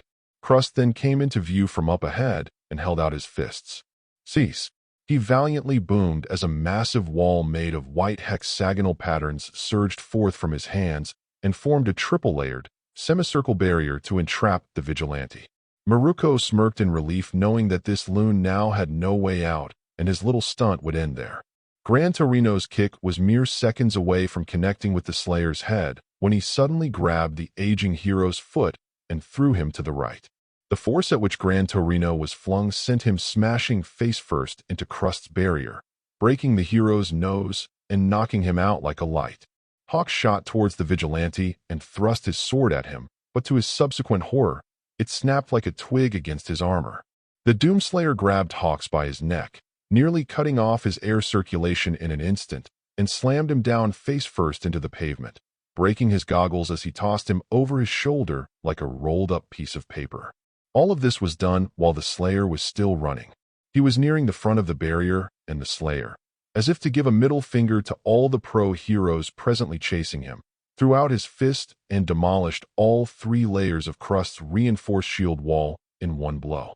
The shield hero, who was behind the barrier, was so gobsmacked that he had no time to defend himself or fight back when the vigilante snatched him by the scruff of his shirt and head-butted him square in the face, flinging him straight through the wall of a warehouse to his left afterward. The Doomslayer ripped off the rest of the capture tape, just as he saw Fatgum charge toward him with an angry scowl. Closing the distance, Fatgum was about to engulf the vigilante within his rubbery belly when the Slayer drove his fist right into the hero's gut so hard that it completely bypassed all of his fat. Fatgum's eyes bugged out of his head as the wind was completely knocked out of his lungs, and his world went completely black when the vigilante threw a devastating uppercut to his chin, rendering him unconscious. The Doomslayer continued his unrelenting charge, leaving behind the knocked-out lump of lard in the dust. He didn't think he would have to hold himself back like this. Then again, These were men and women just doing their jobs, but they were not fit for this situation, and it was up to him to put a stop to it before the Steel Sabers got what they wanted. If these pro-heroes got in his way, then he wouldn't hesitate to remove them from his path, non-lethally of course. The Slayer was momentarily surprised for a brief second when he saw a silver-colored dragon wearing a dress soar downward from the sky and land on the ground, cracking the pavement. Ryukyu bared her dagger like incisors and bounded right at him with a throaty growl. The Slayer, completely undeterred, continued to charge at her, and he looked behind to see the other pro-heroes starting to catch up to him with Maruko up at the front. Hatching an idea, he reached for his hammer-space backpack, which didn't go unnoticed. Eraserhead, who had just caught up, spotted the vigilante reaching towards his hip and knew what he was going to do. His pupils went bright red, his erasure quirk focusing hard to prevent the vigilante from. To his absolute shock, the vigilante pulled out a bazooka even though he was using his quirk on him. Eraserhead's jaw hung open. Not once, in his entire career as a pro-hero, did he ever see anyone resistant to the nullifying effects of his quirk. He was so stunned that he almost tripped over his own feet. Instead of aiming his rocket launcher at Ryukyu, the doomslayer aimed at his feet and pulled the trigger, the force of the explosion propelling him into the air and blowing back the heroes pursuing him. Ryukyu shielded herself with her wings and spotted the vigilante high above, the dragon heroine taking flight and shooting toward him like a missile. The Slayer swapped out his rocket launcher for his Gauss cannon, outfitted with the Siege Mode mod. But instead of aiming at her, he turned away and charged up his weapon while aiming at the sky. Ryukyu was almost upon him, ready to swat him out of the sky. A blast of light blue energy exploded out of the Gauss cannon and sailed harmlessly into the night sky and beyond. But the resulting kickback of such a powerful shot launched the Slayer towards Ryukyu with the speed of a bullet and slammed into her abdomen with the force of a train. Ryukyu coughed up blood as the pain of having her whole ribcage shattered coursed throughout her large frame. Leaping off the dragon heroine, the Doomslayer balled up his fist and punched her across the face, sending a fong flying out of her mouth and plummeting downwards. As the dragoness crashed into a stack of shipping containers, the Slayer landed back onto the ground and continued his sprint. He was nearing the docks, and his objective was in sight, a small pier that would serve as the perfect jumping point. After that, he would be well on his way to Island. But there was just one more obstacle in his path. Up ahead, he could see a heavily muscled man wearing a dark blue bodysuit and armored gauntlets with his feet, chest, and most of his face on fire stood imposingly with a hardened glare. He had an ugly sneer on his face like he viewed the Doomslayer with contempt. Vega provided him the info. Subject, Enji Todoroki. Height, 6 feet 4 inches. Age, 45. Alias, Flame Hero Endeavor. Quirk, Hellflame allows him to produce and manipulate large amounts of extremely intense fire at will. Current rank, number 2 Pro Hero of Japan. Enough, villain. Endeavor thundered as raised his fist, now glowing red-hot, and covered in a rapidly growing fire that was beginning to encompass his whole arm. He suddenly thrust it into the pavement, and glowing cracks began to form around the area, zipping up till they were underneath the Slayer. Hell Minefield. A jet of flame erupted from the earth and struck the Doomslayer point blank. Then the ground started to swell, and a massive eruption of fire exploded underneath him, consuming nearly half the port in flames. Endeavor removed his fist from the ground and stared at the massive wall flames before him that almost stretched from one end of the port to the other. He saw no movement of any kind and figured that the villain had been taken care of. He folded his arms with a stoic yet satisfied demeanor. Though some would call this excessive force, he would say that it was necessary to prevent any unwanted interference in this operation. That man was a loose cannon. Vigilante, villain, it didn't matter. They were all the same, and they deserved no quarter. The Doomslayer burst forth from the flame wall and swung a bone-crushing clothesline that caught Endeavor right in the neck. The flame hero let out a pained gargle as he hacked up blood, his eyes bugging open. The Slayer then clamped his hand around Endeavor's face and slammed him down into the concrete, the back of his skull nearly cracking in half. Leaving the brutalized hero behind, the Doomslayer continued unabated. That guy's quirk was called Hellflame? Fucking pathetic. The flames of hell were much hotter. He was now nearing the pier when he heard a loud, familiar voice cut through the sound of the still burning flames. "You're not going anywhere, you bastard." Snapping his head around towards the flame wall behind him, he saw Maruko leap out of the flames and give chase. The Slayer saw the burns she had on her skin, as well as the singes around her hair and ears. Reckless idiot. Was she trying to get herself killed? He picked up the pace and was nearing the end of the pier, but Maruko was already closing in. Luna rocket. Maruko launched herself at the Slayer in a flying dropkick. Seeing it coming, the doomslayer jumped up, turned around in the air, and braced his arms in front of him.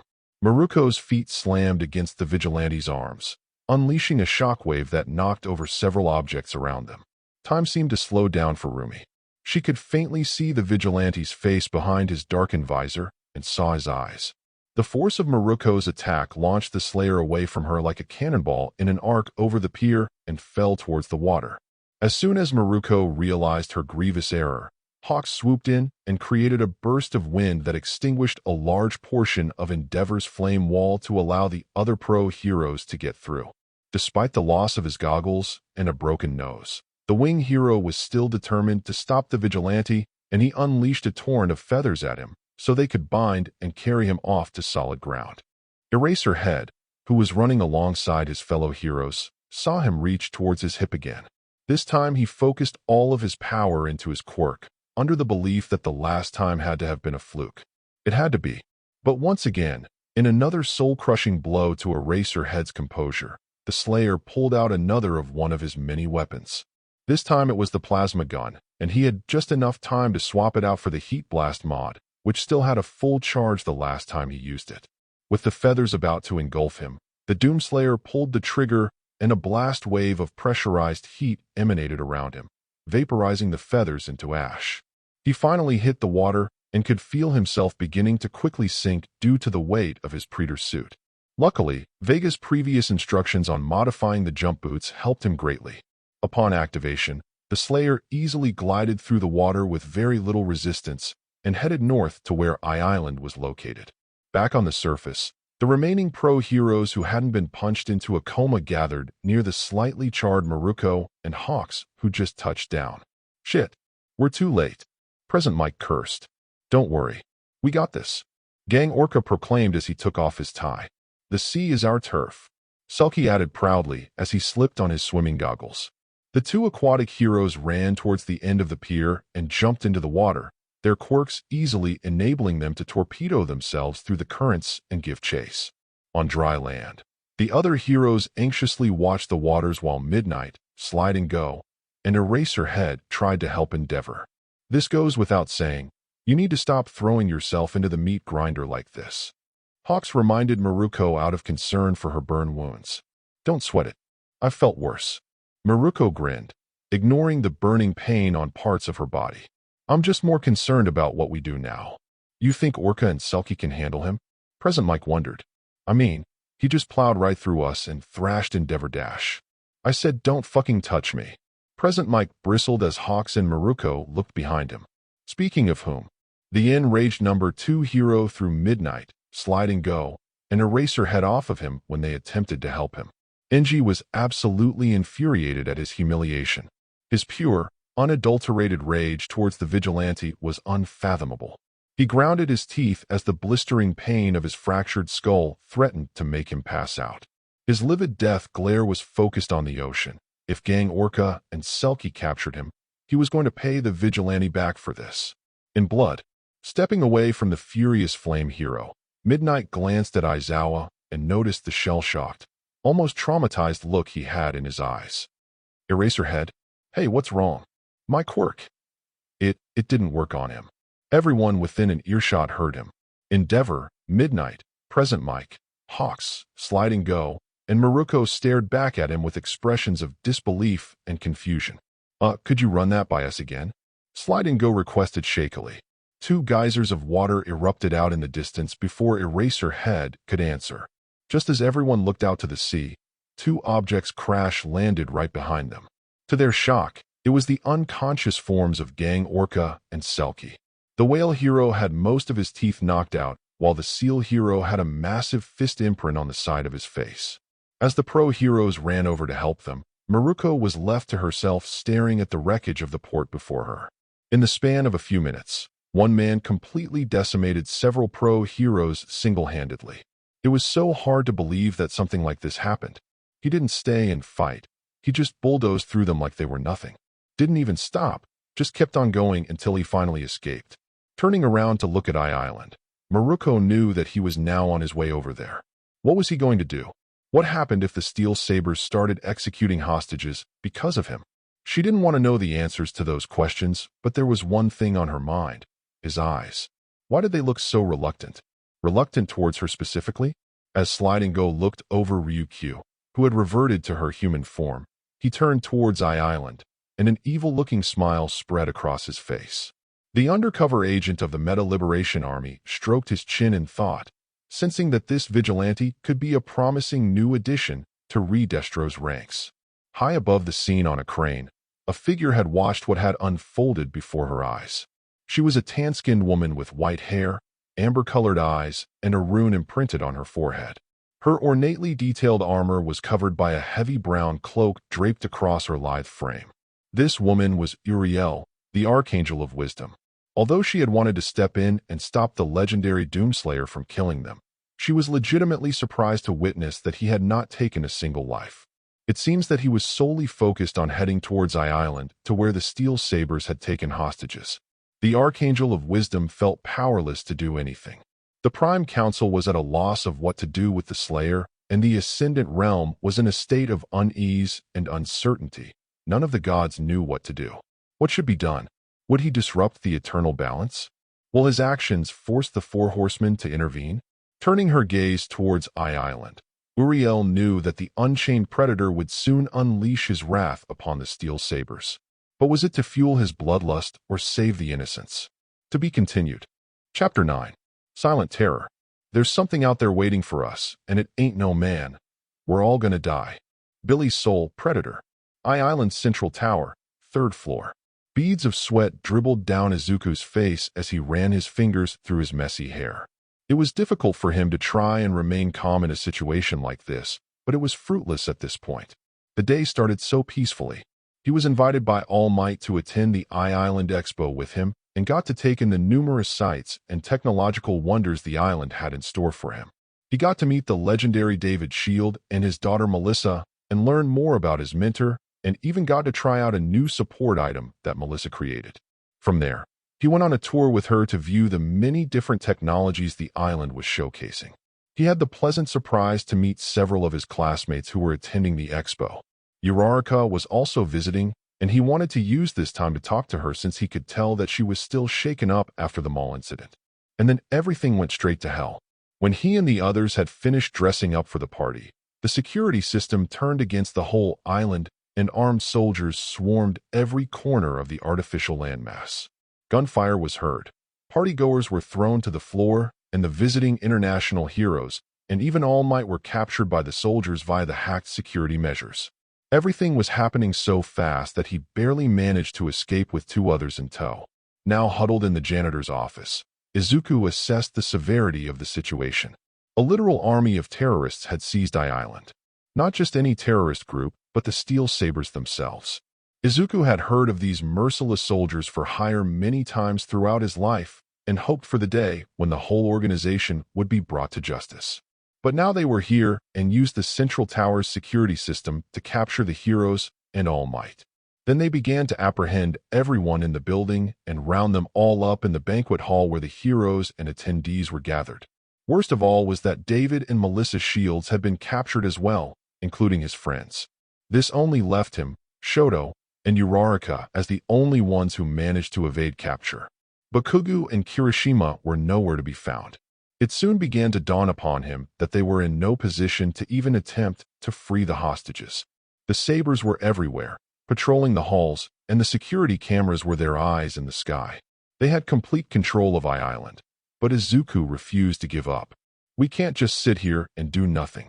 There has to be a way to dash. There's nothing we can do. Shoto cut him off. What chance do we have against dozens of armed killers? But we dash. Deku, they'll shoot us the second they see us, and there's a whole army out there. Uraraka whispered fearfully. We can't take them all on by ourselves. Izuku couldn't make a counterargument. They all brought up very valid points, and there was no denying that their situation was incredibly bleak. But he couldn't just throw in the towel like this. The trio then heard the sound of approaching footsteps nearing the door and instantly broke out into a cold sweat. A saber patrolled the hallway until he came upon the door leading into the janitor's office. Bringing up his assault rifle, the mercenary threw the unlocked door open and scanned the room. There was nobody inside save for a mop bucket, shelves lined with cleaning supplies, and a desk. Confirming that there was nobody here, the merc brought up his wrist-mounted radio. All clear. He left the room and closed the door behind him, completely unaware that the 3 UA students were glued to the ceiling, courtesy of Uraraka's quirk. Once she knew the soldier was gone, she slowly floated herself and the others down to the floor. Letting out a collective exhale, the trio felt a chill run down their spines when they realized just how close to death they were. That mercenary was fully prepared to shoot, probably wouldn't hesitate to kill them despite being that they were young. They would be shot on sight. No questions asked. We have to keep moving. They're probably going to return, and we aren't safe if we stick to one spot, Izuku said in a serious tone as he creaked the door open to see if the coast was clear. Let's try to find a place they haven't discovered yet. Uraraka and Shoto nodded. We should stick to the hallways that aren't covered by cameras. Might allow us to avoid detection. Shoto advised. That sounds like an ideal strategy. A jovial voice called out from their right. Jolted by the sudden announcement, the students slowly turned to their right to see a human face sticking out of the wall.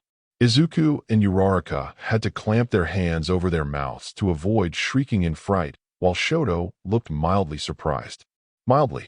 Oh, sorry, I didn't mean to give you guys a scare. Hold on a sec. The face replied as he began to materialize out of the wall. Standing before them, in the buff no less, was a teen with a well-toned body, blonde hair done up in a cowlick and cartoonish-looking eyes colored royal blue. And naked. Izuku and Uraraka were completely red in the face, while Shoto looked away. Whoops. Sorry again. I keep forgetting my clothes don't stay on when I use my quirk. If I had my hero suit on, we wouldn't be having this problem, the teen said as he grabbed a cleaning towel from the shelf and wrapped it around his waist. The name's Mirio Togata. A pleasure to meet ya. Island's Central Tower, 4th floor. Looks like there's nobody here. I could have sworn I heard angry screaming coming from this room. 2 sabers scoured the guest room for any stragglers that might have escaped the initial sweep of the building. They were double-checking their routes when they heard someone yelling a few hallways down. However, they found nobody in the room they were searching and concluded they must have been hearing things. After doing one more look around, they left the room to resume their patrol. The guest room was silent until the sound of shuffling could be heard from the air ducts above. Holy crap, that was close. Kirishima breathed in relief. We could have taken those pricks on. Bakugu silently hissed, annoyed at the tight and hot conditions of the ducts. Dude, have you not been paying attention to Aizawa's lessons? Never assume you can take on heavily armed criminals. He reminded him, wiping the sweat off his brow.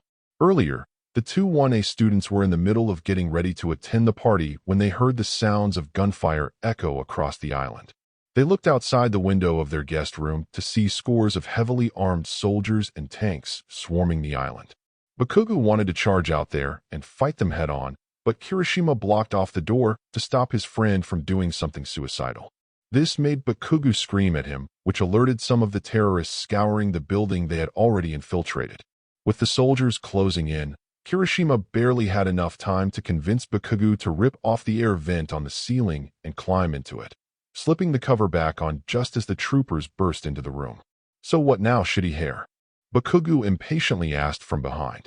Kirishima fumbled around with a flashlight he managed to grab beforehand and flicked it on to illuminate the tight passageway ahead. Well, we can't wait for help. Let's find a way out of here and someplace that isn't swarming with those guys, he suggested as he crawled forward with Bakugu following him. Great. I'm so looking forward to dragging myself through this fucking hot vent looking at your ass the whole way. Bakugu griped sarcastically. And why the fuck are you only in your underpants? It was true. Kirishima was clad only in his red-colored underwear. Hey, this was autographed by Crimson Riot himself. These are my lucky manly undies. Kirishima defended pridefully. Also didn't have enough time to get my clothes on before all this shit went down. Bakugu had already finished dressing up for the party, one that he wasn't too enthusiastic about, and considering how stuffy and humid it was in the vents, it was only making it hotter. I'm not gonna ask what you had to do to get him signed. Do we even know where we're fucking going? Not sure yet. Kirishima hummed as he turned the corner and came to a vent that led upwards. But my mom always said when things look down, the only way to go is up. As Kirishima stood up to clamber up the ducts, Bakugu sighed tersely. Come over to I Island, you said. It would be fun, you said. I Island exterior cargo dock. For Sabers patrolled stood guard at the small concrete dock on the west side of I Island. It was a place mostly used for shipping and receiving minor supplies. The main entrance to the south handled the big shipments and any visitors to the island. 2 soldiers stood near the edge of the dock, while the other 2 scoured the area for anything suspicious. So far, everything was quiet, and there weren't any hiccups to report to 9 and the other lieutenants. Their biggest operation was proving to be a big success so far. With any luck, the tech they could grab from this place would render them unstoppable. Something burst from the water and grabbed the 2 Sabers near the edge and dragged them into the ocean. The remaining 2 snapped their heads over just in time to see their comrades fall into the sea. Arming their P90s, they ran over to the edge and looked down at the water. Blood was already beginning to surface, staining the sea red just as several body parts came into view. Staring in horror at the limbs bobbing along the water, one of the mercs was about to grab his radio to sound the alarm when 2 rifles the victims were previously carrying shot out of the water like spears and impaled themselves straight into the skulls of the Sabers. The 2 corpses collapsed to the ground, and the same force which killed the previous mercs dragged them into the murky depths. After a few seconds, an armored hand grabbed onto the edge of the dock and the doomslayer pulled himself out of the water. Mech Warrior 3, Pirates Moonmain theme. The doomslayer reconfigured his jump boots to their original function as a mixture of water and blood dripped off of his armor. He had finally made it to I Island, and he was itching for carnage. He scanned the docks for any more mercs, but noticed a security camera mounted on the wall to his left. His first instinct was to duck out of sight until Vega chimed in. I have hacked the surveillance cameras, motion sensors, and alarm systems in the surrounding area and the adjacent facilities to give us tactical superiority over the Steel Sabers. I have also reprogrammed the cameras to show a playback of previous footage to conceal your arrival and your subsequent excursion throughout I Island. By fully integrating myself into your Predator suit, I can take full advantage of the additional systems the UAC installed into your suit. On a side note, I have removed the tethering system to prevent Dr. Hayden from pulling any more unnecessary strings. The Slayer felt a mixture of relief and uncertainty about that last part. On one hand, Hayden couldn't manipulate him anymore, but on the other hand, they had no way back to the alternate Mars. He ultimately decided that foregoing the tethering system was the better option to deny Hayden the chance of using him like a tool whenever he wanted. Update. These security systems are all linked to the main server room within the central tower of I Island. I am attempting to access it now. Complete. The Slayer's HUD showed him an extensive map of the entire island, while 2 large blips were located in the center of the island and near his position. There are 2 critical points of interest. The island's central tower and the airport, the only entrance into I Island. They have captured all of the island's visitors and staff, herding them into the airport's main atrium and holding them there for the duration of their operation. The rest of the inhabitants are being held in the central tower on the 2nd floor along with All Might and the pro-heroes from overseas. It is imperative that we ensure the safety of the hostages. The Doomslayer nodded. Their lives came first. I would advise securing the hostages at the airport since we are presently closer to where it is located. I recommend that you utilize stealth on your approach to the airport and your rescue of the civilians. Use of your current weaponry will no doubt draw attention. Looking down at his armored hands, the Slayer rubbed his thumb and index fingers together. His suit wasn't exactly quiet, and his weapons were no exception. The Slayer had to forego his combat training on Argent Nur for another type of expertise. Back to when he served in the Special Forces back on his Earth, when his name wasn't the Doomslayer, but rather Corporal Flynn Taggart. Despite fighting in hell for eons, he never forgot his home or his real name, even after losing his sanity along the way. The Slayer remembered all of the grueling, humid days he and his unit went through while in the dense jungles of South America, on a mission to hunt down a terrorist group smuggling WMDs across the border. His squad came upon their compound, and in less than an hour, they swiftly eliminated the entire cell without firing a single shot or even tripping the alarm. Didn't even use their weapons. They used their combat knives and, like a swarm of ghosts, killed every terrorist in the compound. He fully remembered his training, and now was the time to use it once again. But the problem was that his suit was prone to making audible footsteps, and his weapons were incredibly loud. No doubt they would give away his position. The best move would be to time his encounters, wait for the right moment, and rush and ripping and tearing as quickly as he could. But he still needed some silent weaponry. Too bad none of the steel sabers were equipped with silencers, or he could have used their weapons. But fate provided him a boon when he noticed the port was under construction and there were tools scattered around the scaffolds. Tools that were incredibly deadly in his hands. He grabbed several circular saw blades, rebar rods, and a sledgehammer while he spotted a fire axe on the wall next to an extinguisher. He wasn't sure why there would be a fire axe in an area that was mostly concrete, but he wasn't complaining. As he inspected the blade of the axe, his HUD began to show security camera footage of the sabers patrolling several corridors. I am transmitting the camera feeds to your HUD, enabling you to gain a tactical advantage against the sabers. I have scanned that there is a service tunnel that will provide you with the quickest route to the airport. It is presently occupied by the mercenaries, but I am confident they will not impede your path. A ghost of a smirk formed on his lips. Damn right. Be aware that I am unable to predict when the steel sabers will realize the cameras have been tampered with, nor when they notice none of the squads you eliminate report in. Recommend that you move quickly. Almost immediately, the doomslayer darted towards the nearest exit and flung open the door. His HUD showed two sabers about to turn the corner at the bottom of the stairway, so he jumped down the stairs, and just as the mercs came into view, the Slayer whipped out his sledgehammer and fire axe, and he brought the implements down upon them, splitting open the first saber's head and destroying the skull of the other. Landing on the ground with a heavy thud, he made a hard right just as two more sabers turned the corner of the steel hallway. He swung the axe and decapitated both of them in one swing, just as a third saber came into view from ahead. The Slayer chucked the sledgehammer at the merc, and it crushed his head, while also sending him flying into the wall. His HUD showed two more sabers about to round the corner behind him, and the Doomslayer pulled out two saw blades, spun around, and threw them down the hallway like they were shurikens.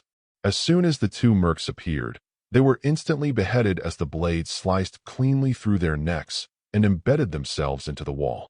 What the hell? Three sabers had just come upon the mangled form of their comrade with a bloody sledgehammer near him. One of them was just about to radio in about a possible intruder, but a man in green armor suddenly ran into view and threw two rebars at them, impaling the first two mercs through the head. The remaining saber yelled in panic and tried to bring up his USAS 12, but the Slayer grabbed him by the sides of his head and swung his knee up, obliterating his face and sending his brain popping out the back of his skull. Dropping the mangled body to the floor, the Slayer's HUD showed the service tunnels were all clear and pinpointed the tunnel that would lead him to the airport. He collected the sledgehammer and the rebars from the bodies while also grabbing four combat knives the mercs had in their sheaths. The Doomslayer headed down the hallway, intent on rescuing the hostages and slaughtering more of these hero killers, completely uncaring about how this Earth would view him when this was over. Island's Central Tower main server room. Staring emotionlessly at the array of monitors before him, Nine kept his hands clasped behind his back. Scores of his soldiers marched through the streets of Island while tanks rolled through the streets. To the sides and the back were rows upon rows of massive supercomputers containing all the info the island contained, with some of the more tech-savvy soldiers hooking them up to their organization's portable computers to extract the data. This was almost too easy. Flicking away a speck of dust off his expensive and immaculate gray suit, he strode over to Lieutenant Mummy, who was busy hacking the mainframe. "Have you made any progress?" "Yes, sir." Mummy nodded as he rapidly typed at the console. "I've breached all of the main firewalls, and it'll only be a matter of time before I unlock all of the lockers in the vault." "Good. Our status throughout the island?" Our forces have Island on full lockdown, sir. Just finished rounding up the last of the escapees, and they're all held at the airport with the others. Our submarine just finished offloading the last of our tanks, and we've had no incoming boats, helicopters, or heroes from the mainland. Mummy debriefed. Nine smiled behind his mask. Splendid. Understatement of the fucking millennium, if you ask me. A boisterous voice came from behind. Nine turned his head to see the representative of the League of Villains, Wolfram. He wore a heavy white jacket with a black ballistics vest underneath, along with gray military pants and gray boots. He had long, messy hair that was colored red, and his most identifiable features were the black markings across his face. His steel mask did little to hide his identity. Several other people accompanied him. To his right were three of his right-hand men, Swordkill, Nobu, and Daigo. The three of them were dressed up in black combat uniforms along with FN Scarel assault rifles slung over their backs. To his left were Nine's lieutenants, Chimera, and Slice. When my boss was searching for the best group of guns for hire, you came highly recommended. And let me tell ya, he pointed to the monitors showcasing the Legion of Steel Sabers all across Island. You didn't disappoint. Nine chuckled in response. Honestly, you could only imagine my genuine surprise when the legendary All for One requested my services. I've had my eye on this island for years now, and our organization was presented with a unique opportunity from your employer. Though honestly, I can't take all of the credit for seizing Island. We have Mr. Shields to thank for providing us the intel and giving us the means to transfer the security system over to us. Oh yeah, I almost forgot. Wolfram laughed maliciously. That egghead's probably shitting his pants by now. I can't believe he actually thought we were actors. And all he wanted to do was to help All Might. I guess it's true what they say. You either die a hero or you live long enough to see yourself become the villain. Nine quoted with amusement. Preaching to the choir on that one. Wolfram grinned. He then rolled up his sleeve and checked his watch. Not that I want to tell you how to do your job, but dash. Then don't. Slice coolly interjected, taking a step forward. We've been on 100 combat operations with a 100% success rate. You don't see the value in our abilities. Oi! Daigo barked as he stomped over to her. He was the shortest member of Wolfram's crew with a stocky build and stylized buzz cut. I don't know who you think you are, but don't forget that we hired you, which means that you take orders from us. Got it. Rather than feeling insulted, Slice was oddly amused. Oh my, this presents a problem. I'm not sure who the real leader is now. Wolfram or the Danny DeVito ripoff. A vein popped up on Daigo's head as his arms suddenly became muscular with the skin turning a dark purple. I ain't got no problem hitting a woman, so you better not test me, bitch. Slice licked her lips seductively as her eyes took on a malicious glint to them. Oh, is that an ultimatum? I love ultimatums. Her hair began to uncoil itself and harden until they were as sharp as swords. The two quirk users were about to brawl until... That's enough, Daigo. Stand down, Lieutenant Slice. Hearing their respective leaders, Slice and Daigo deactivated their quirks and moved back to their comrades, but not before giving each other a dirty look. You'll have to forgive some of my subordinates. They aren't exactly privy to being criticized, and the same could be said about yours. Nine said with a light bow of his head. You were saying? Wolfram checked his watch again. I hope you don't plan on dragging this out for too long. We got the upper hand, that's for sure, but pretty soon those heroes over there on the mainland are going to get antsy. It'll only be a matter of time before they decide to grow a pair and try to launch an assault. He warned. Wolfram, we know how heroes work. We know that their moral code is their Achilles heel. They wouldn't dare try to set foot here, not when we have dozens of hostages and All Might himself under our boot heel. They'll try to maintain order while we bolster our defenses. Nine explained, radiating confidence as he did. In half an hour, we will be releasing a ransom video that will be broadcasted on the airwaves, buying us some extra time to raid the vault. By the time they gather whatever we demanded, we'll be long gone with the island's technology and all of the hostages. Heroes and All Might will be dead by then. It will leave a permanent scar upon hero society that will never heal. Man, if my boss was here to listen to this. You sure you haven't considered joining the League of Villains? Wolfram offered. We're our own faction, Wolfram. The Steel Sabers go wherever there is conflict and wherever we can bag more trophies. Though if the times do start changing, then we will consider your offer. Nine nodded. You know how to contact us. Wolfram shrugged with a smirk. He looked at the monitors. So what if a hero manages to sneak in? No need to worry about that.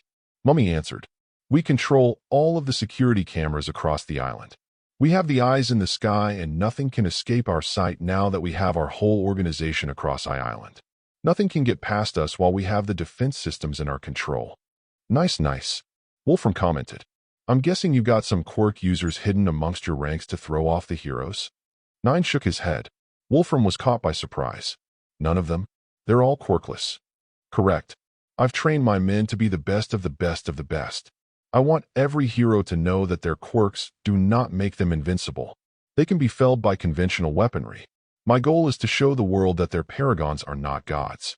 They are as mortal as we are, and all of their powers amounted to nothing when they met us. And after killing 246 of them, I think we've made our point. Nine expressed with an air of superiority. So rest assured, Wolfram, All for One will get what he wants, but all we ask for in return is a cut of Island's inventions. Getting over Nine's unnerving reasoning for quirkless mercenaries, Wolfram held up his hands with a reassuring smile. Don't worry about it. As soon as we're done, you'll get your share and my boss will set you up for life. The wrist-mounted radio on Nine's arm began to beep, prompting him to answer it. This is Commander Nine. Report. Commander, this is Iota Squad 4. We've had a slight scuffle at the airport. The hostages try to fight back. Actually, it was a bunch of grade schoolers on a field trip. Most of them didn't know how to use their quirks effectively, and we managed to corral them without much resistance.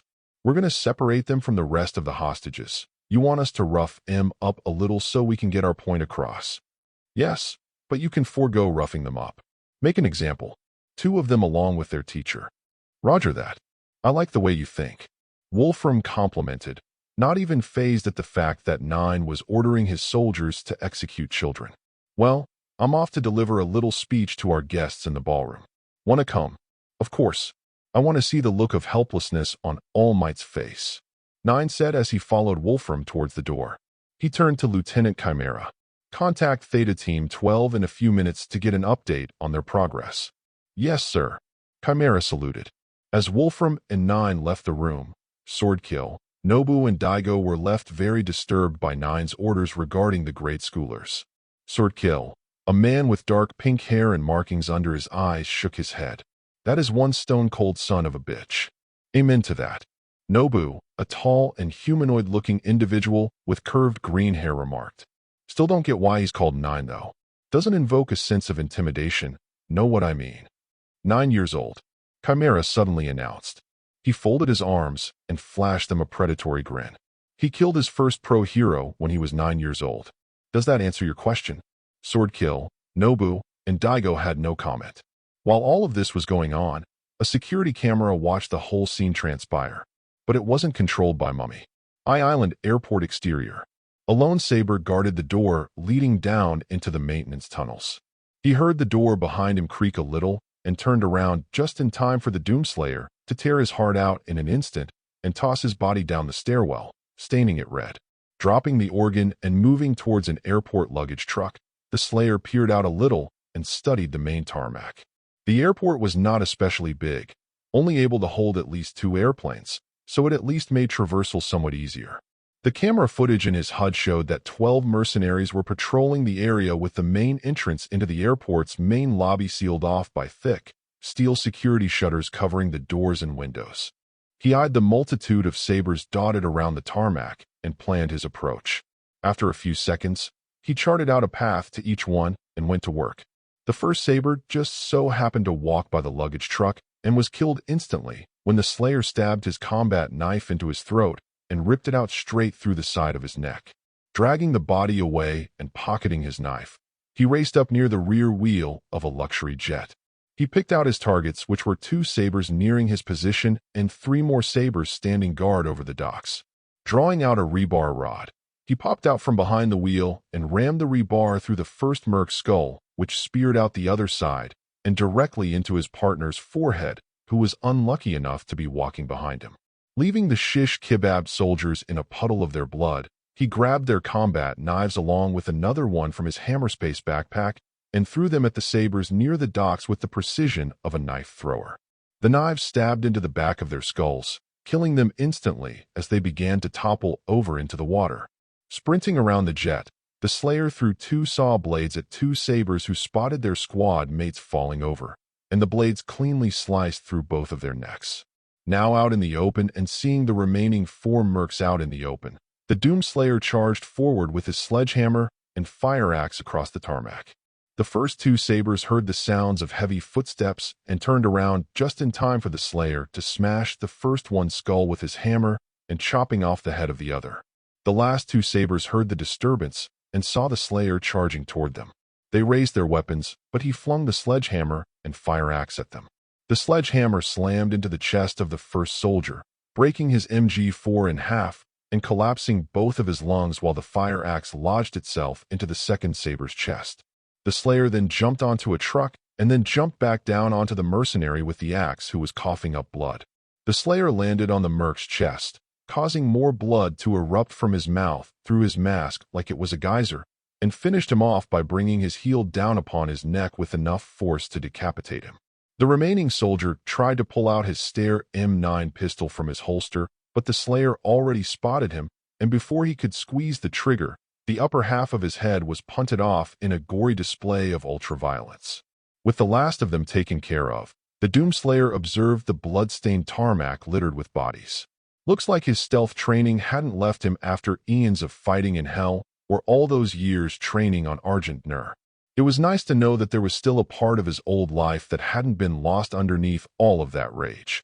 His gaze soon turned to the mainland from far away, and he could see the flame wall Endeavor try to stop him with still burning brightly. The Doomslayer knew that the sabers must have spotted that, as well as the Gauss cannon blast from earlier, and it was only a matter of time before they knew something was up. Deciding he lingered here long enough, the Slayer pilfered several more knives from the dead mercs while retrieving his hammer and axe. He turned to the main entrance that led into the airport terminal where all of the hostages were located. All known entrances were sealed by the heavy-looking bulkheads over the doors and windows, though he did notice a small emergency exit on the side of the building a few feet away. The island's enforcement drones have been converted to their side, but I have easily hacked them. Their capture and subdue protocols have been deleted, and I've reprogrammed them to not report your presence. Any drones you see are designated as friendlies. As if on cue, the emergency door opened, and a cylindrical, 4-wheeled robot with dark red armor and tripod eyes that glowed blue wheeled itself into view. As the Slayer walked over to it, a long black-colored cable extended itself out of the ports, and the drone gestured to the open door like it was a bellhop. The Slayer wasn't sure what to think about this, but at least it was Vega helping him out again. He entered the door and ran down the empty hallway until he came upon a door. His HUD showed him multiple cameras feeds of hallways with sabers and security drones guarding different areas. I have mapped out the airport. Most of the sabers are congregated around the terminal holding the hostages. 6 sabers are patrolling the ground-level hallways with the drones. 5 sabers formed around the hostages, 4 sabers on the balcony located above the hostages on the 2nd floor, and 7 sabers on the same level. I will take care of the sabers on the ground floor hallways now. The camera feeds on his HUD showed the drones following the mercs. Their red eyes suddenly changed to blue and, without warning, lashed their cables at the sabers. All across the feeds, the Doomslayer watched the drones brutally dispatch the mercs with their cables, snapping necks, decapitating, stabbing them through the forehead or mouth, and whipping their faces so hard it split their heads open. Not a single sound was made. Hot damn, why didn't the UAC have these things back on Mars? As he watched the drones drag away the bodies, Vega chimed in again. Mission update. Proceed to the 2nd floor immediately. They are planning to execute 2 school children from Masagaki Primary School and their teacher. The Slayer's HUD showed him camera footage of the 2nd floor and saw several sabers herding a bunch of children through a hallway with their guns pointed at them. From the back, he could see one mercenary pull their teacher away from them, who was frantically trying to run back to them, only to be punched across the face and hauled off-screen. The final straw came when he saw a crying girl with 2 flowers growing out of her head attempt to flee, only to be kicked across the back by a saber who then dragged her away back to the others by her hair. Incensed beyond human comprehension, the Doomslayer nearly tore the door open, and he barreled down the 1st floor hall until he came to a stairway that led upwards and raced up the steps. pulling out his combat knives and holding them in a reverse grip. As he got up the last step, he came into view of 4 of the sabers walking down the hall. Wah dash! The Slayer bolted towards them as they began to raise their weapons and fire, but he was quicker. The Hellwalker tore through the group like a human blender. The blades flensed through their necks and faces like tissue paper. He cut through them so hard that he decapitated all 4 of them in seconds. He heard the sounds of a woman screaming, and his head snapped over to the men's bathroom just down the hallway with its door ajar. You can't do this. They're only children. Please don't hurt them, I'm begging you, please dash. Komari Ikoma let out a cry of pain as she was struck across the face once again. Falling to the marble floor of the restroom, the terrified schoolteacher could only look up as the soldier slowly came toward her. Her tear-stained eyes widened as he leveled his weapon until it was pointed at her head. Komari's life flashed before her as the soldier began to depress the trigger, only for a 6-feet-tall man in heavy armor sneak up from behind and grab him by the neck, yanking him back hard enough to drop his weapon. Komari gasped at the sheer size of the man who had the soldier in a headlock, easily lifting him off his feet with his free hand tightly gripped around his throat. HHHGGGGGGKKKKK. The teacher was now shrieking hysterically as the armored man tore out the terrorist's larynx along with most of his throat with his bare hands. Gouts of blood gushed from the open wound in the man's neck, most of it staining her green skirt red. The Slayer was heedless of the woman's screams as he smashed the dead saber's skull into the bathroom mirror, shattering the glass and making his head explode in a shower of blood, bone, and brain matter. This made the schoolteacher scream even more as she scrambled to the corner of the bathroom near the urinals, sobbing her eyes out. The Slayer eyed the sweater-wearing woman who regarded him with fear and saw her bloodied nose, blackened eye, and a fresh welt growing along the side of her face. Fucking animals. Remembering that the children were still in danger, the Slayer walked over to Komari, who recoiled and covered her head in fright, but the Slayer gently grasped her by the arm and helped her up. Komari stared up at the man, still scared but confused. Did he come here to help the people held hostage? Was he a hero? No, he couldn't be. Heroes don't kill. The sounds of screaming could be heard outside of the restroom, and Komari immediately recognized it as her students. No, the children. They're going to dash. Komari was suddenly dragged by the hand as the armored man pulled her out of the room, the schoolteacher nearly tripping over the body of the soldier he just butchered. When they exited the restroom, she nearly fainted at the sight of 4 dead criminals lying in pools of their blood with their severed heads lying near them. The Slayer and Komari stopped running when they neared a corner leading to another hallway. Peeping around the corner, the Slayer motioned Komari to stick close, though she was extremely apprehensive to follow the lead of a blood-soaked maniac. She slowly crept up near the armored man, and they saw a saber walk into an open door where the sounds of the crying schoolkids were heard. With her instincts as a responsible adult kicking in, Komari darted past the Slayer, but he roughly grabbed her by the scruff of her sweater and pulled her back. The teacher found herself staring up at the man who loomed over her, shaking like a leaf as she did, fearing that he would direct his wrath unto her. The doomslayer jabbed a finger to the floor. It was his way of telling her to stay put, and she thankfully understood, frantically nodding her head. Letting go of her sweater, the Slayer crept towards the door as slowly as he could so his heavy footsteps wouldn't alert them. Wait for my signal, The Slayer nodded as he prepared himself. Inside the room, an office-like area lined with cubicles, the students of Masagaki Public School were all huddled together, holding each other and crying. While they were brave enough to use their quirks on the bad guys beforehand, now they were too scared to help 2 of their friends that the criminals dragged off into a nearby corner to kill them. All they could do was hope that by some miracle, a hero would save them. Man, that woman screams pretty damn loud. What's taking Desmond so long? He likes to fuck with them before he kills them. You know how he is. Approaching the terrified little girl with flowers growing out of her head who tightly hugged a boy with a bird-like face along with sharp teeth, the saber cocked his ARX 160 and aimed it at the children. Consider this a lesson, crotch spawns. This is what happens when you try to play hero dash. Suddenly, all of the lights in the room and the hallway outside were immediately cut out, plunging everybody into total darkness. The children started screaming again, The sabers looked upwards at the overhead lights. What in the dash? The slayer bolted into the room towards the nearest saber, grabbed his head, and twisted it, letting out a sickening cracking sound as his cervical vertebrae popped out of his neck. He made a beeline towards the other disoriented, panicking saber and punched him across the back, causing his weapon to fly out of his hands and then snatching him by the throat. The slayer bringing the back of the merc's neck down upon his knee with an audible, spine-shattering crunch. With the two sabers dead, the doomslayer grabbed the bodies and chucked them out into the hallway so the children didn't see their carcasses. He did not want these poor kids to be traumatized any further. The lights flickered back on again, and the kids stopped crying to look up at the giant green man covered in blood. And they started screaming once again, much to the slayer's annoyance. He walked past the two kids towards the door and stuck his head out to Komari. Seeing this as a sign that the children were safe, she hurried over to the door while trying her best not to look at the corpses of the criminals. She came inside, and her eyes locked with the students who stared in surprise. Almost instantly, she let out a shuddering cry of relief as she ran towards the kids who all dogpiled her. With the two kids in the corner joining in, the school children were all hugging and crying along with their teacher, who gripped them tightly like she never wanted to lose them again, tears streaming down her cheeks as she did.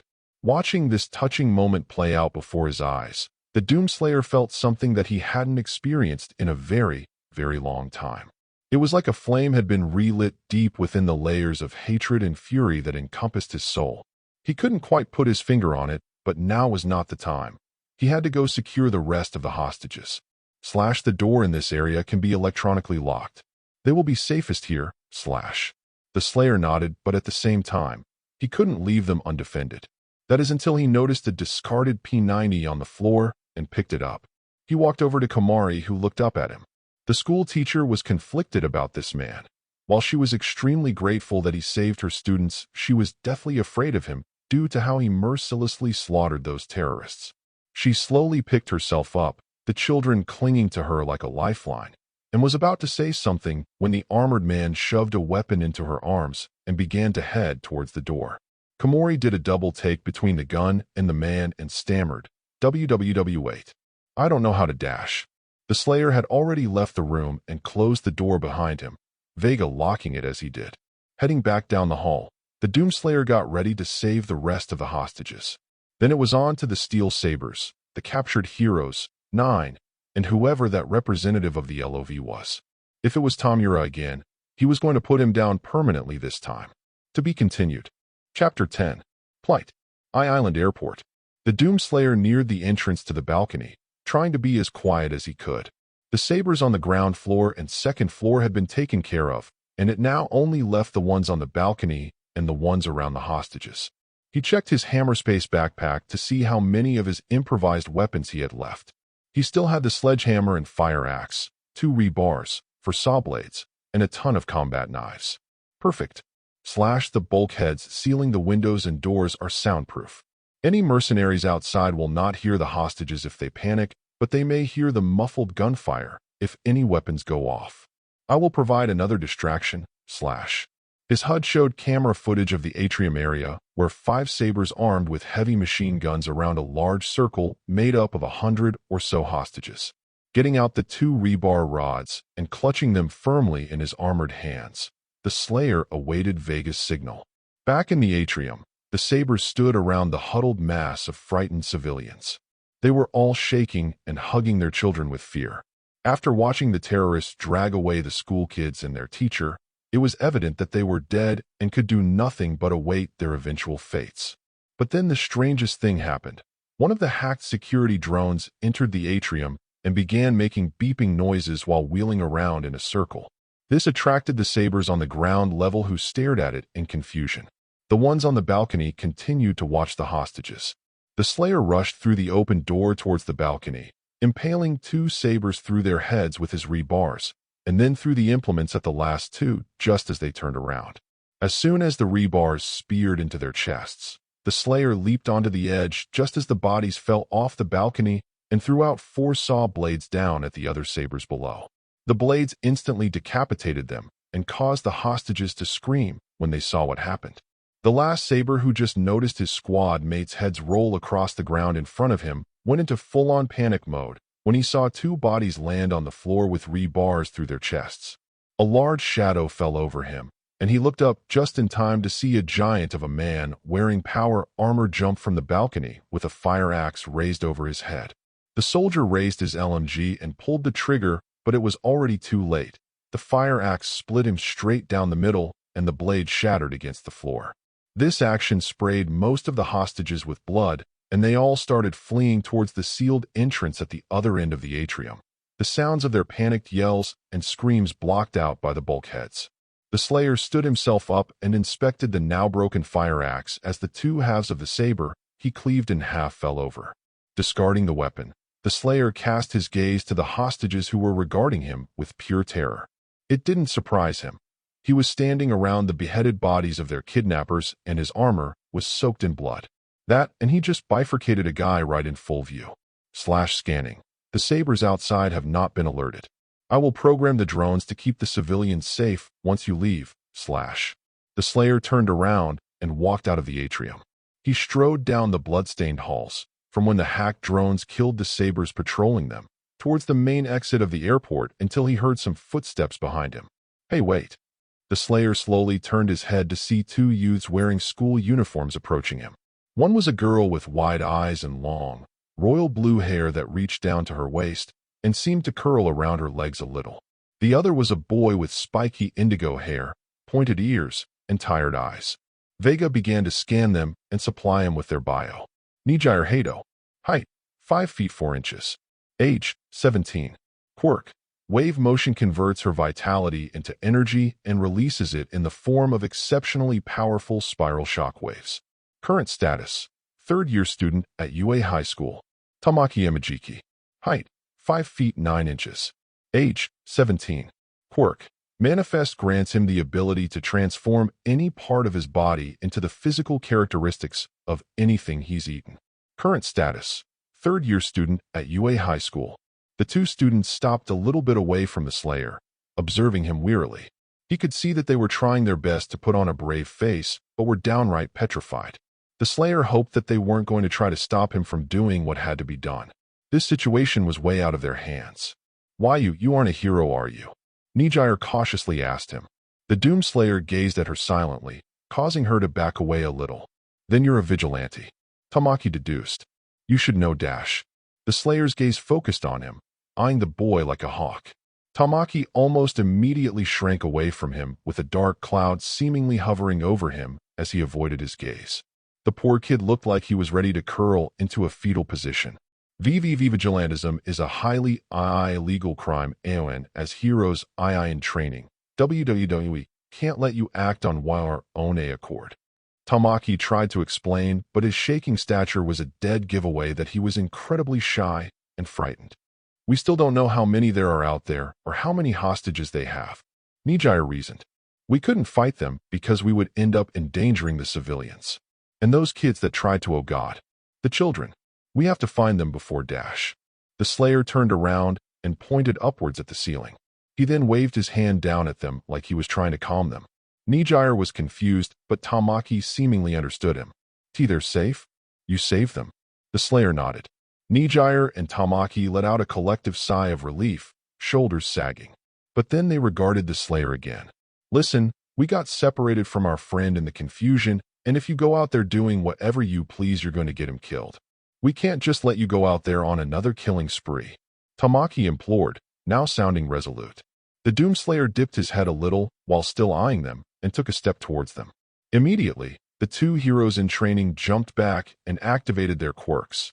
Two tufts of Nijire's hair curled upward into spiral horns with her hands crackling with yellow-colored energy, while Tamaki's fingers sprouted tentacles. They stared down the vigilante for several seconds, the towering man's silence steadily beginning to disturb them. Nijire and Tamaki heard the shuffling of feet and worried chatter coming from the halls behind them, and they turned around to see several of the civilians peering from around the corner. The two students could see the fear and anxiety on their faces. The blood coating the walls and floors certainly wasn't helping. They looked back at the ever-silent man who motioned his head towards the civilians. Nijire and Tamaki could only guess that he was telling them to keep them safe. They looked at each other, unsure of what to do.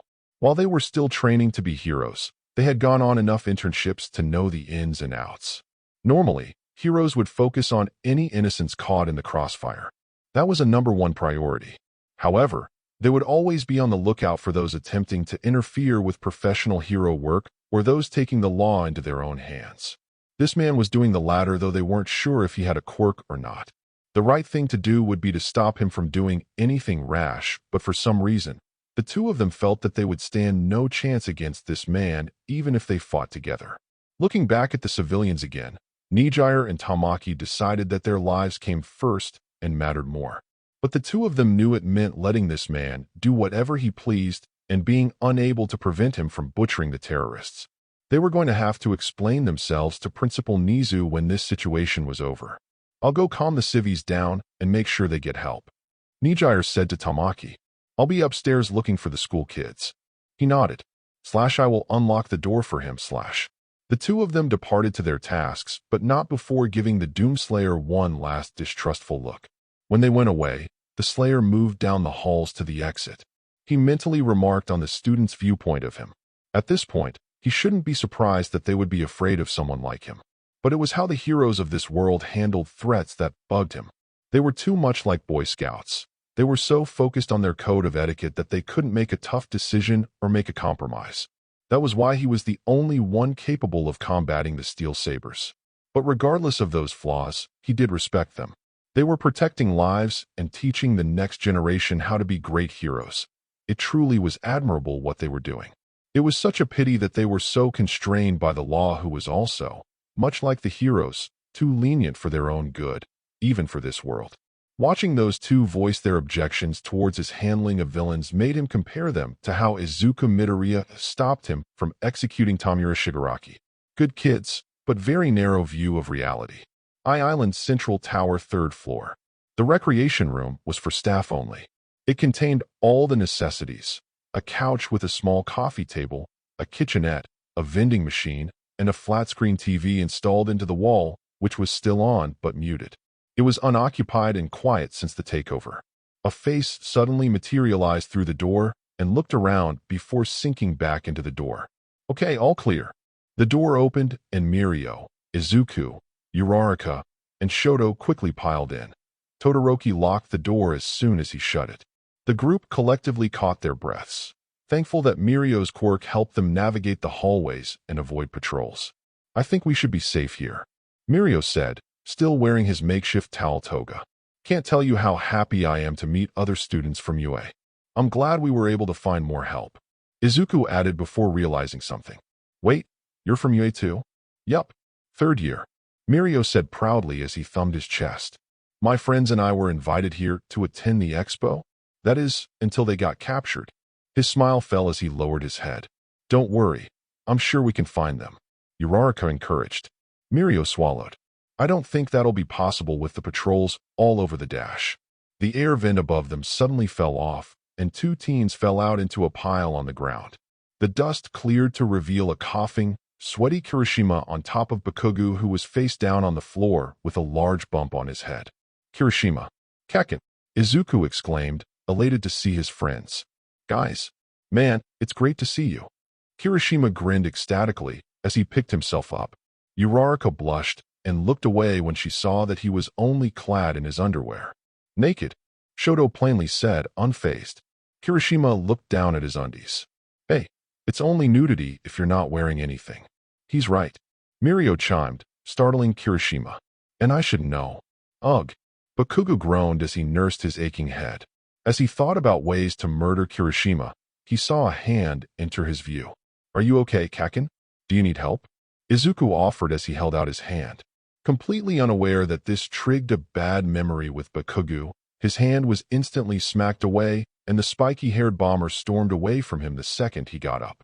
Midoriya nursed his hand, noting the hateful scowl his childhood friend was sporting. "So who's Weird Eyes?" Bakugo sneered at Mirio, who was taken aback by his rudeness. "He's another student from UA. He's been helping us," Shoto informed, making Mirio smile. "That's good to know. What happened to the rest of the gang?" Kirishima looked around. Captured. Momo, Jiro, Mineta, Ida, Denki, they're all being held in the banquet hall. Uraraka delivered the bad news. Kirishima clenched his teeth in anxiety, greatly worried about his friends. Well, what are doing here just standing around? Let's think of a rescue plan. We can't. These men are spread out everywhere. If we try to go rescue our friends, we risk getting caught. Shoto told him in a serious tone. But who are they? Terrorists? Villains? Uraraka wondered. The identity of these soldiers puzzled her. They're the Steel Sabers, Izuku announced. Bakugu looked confused while the rest of the students' eyes widened in shock. The Steel Sabers? Mirio whispered in fear. Are you sure? Yeah. I remember seeing a documentary about them years ago, and I recognized the insignia on their uniforms. It's them. Izuku nodded grimly. Who the fuck are the Steel Sabers? Bakugu demanded, having never heard of them. They're the most dangerous, feared mercenaries in the world. They've killed dozens of heroes, and there is no limit to how low they'll sink to achieve victory. Shoto explained, not exaggerating in the slightest. Last I heard, they've killed up to 246 heroes. A dark look formed on Bakugu's face, and he started to make his way to the door. Seeing what he was doing, Izuku quickly put himself between Bakugu and the door. Kaken, where are you going? Out of my fucking way, Deku. Kaken, you can't face all of them by yourself. Watch me. I'm not letting any of these fuckers leave here alive. Calm down, man. Kirishima grabbed him by the arm. We can't take on an entire army. So what? We're supposed to sit here with our thumbs up our asses. Bakugu snarled, yanking his arm away from Ijiro. Help ain't fucking coming, so it's up to us now. But we're only students. What can we possibly do? Uraraka tried to get Bakugu to see reason. Nothing. Mirio shook his head. We can't do anything. After I was separated from my classmates and before I ran into you guys, I did some reconnaissance by using my quirk to dash. Just cut to the end, weird eyes. How fucked are we? Bakugu impatiently barked. Pretty bad. They have the entire island on lockdown. They have patrols sweeping every corner of the island. They've got tanks and APCs on every street corner, and I'm pretty sure they hacked the entire defense system, which means the drones and cameras are under their control. We're completely outmatched. A dismal Mirio listed. No one said anything. Even Bakugu couldn't come up with a comeback. This truly was a sordid predicament. But then Shoto began to formulate a plan. You mentioned they gained control of the security systems. If we can find out where the main server room is, we could use it to free All Might and the other heroes. Maybe even contact the mainland and get help. Shoto suggested. Now there's a plan. Kirishima agreed, Izuku and Uraraka nodding. But even if we could, we can't forget that they have hostages. If they spot us or find out we tried to call for help, they could execute one or more of them to make an example. Heroes do not endanger the well-being of others. Mirio astutely pointed out. With the plan shot down, the others began to realize the bleak reality of their situation. But Izuku was unwilling to throw in the towel. But there has to be some way we can help. We should. He trailed off when he noticed something on the TV that caught his eye. It was a news report that showed the port of Tokyo on fire, but the tagline drew his attention. Vigilante barges through port, brutalizes pro-heroes. Izuku began to make his way past the TV, concerned about the report. Deku. Uraraka followed him, as did the others. Izuku turned up the volume on the TV, but not too loud so that it wouldn't draw attention. 5 pro heroes have been rendered unconscious and several more confirmed injured when earlier tonight, an assailant wearing green armor charged through the perimeter made by the heroes. The group was taken aback by this startling development. One man took down 5 pro heroes. Izuku felt a chill go down his spine when he heard the news anchor mention a man in green armor.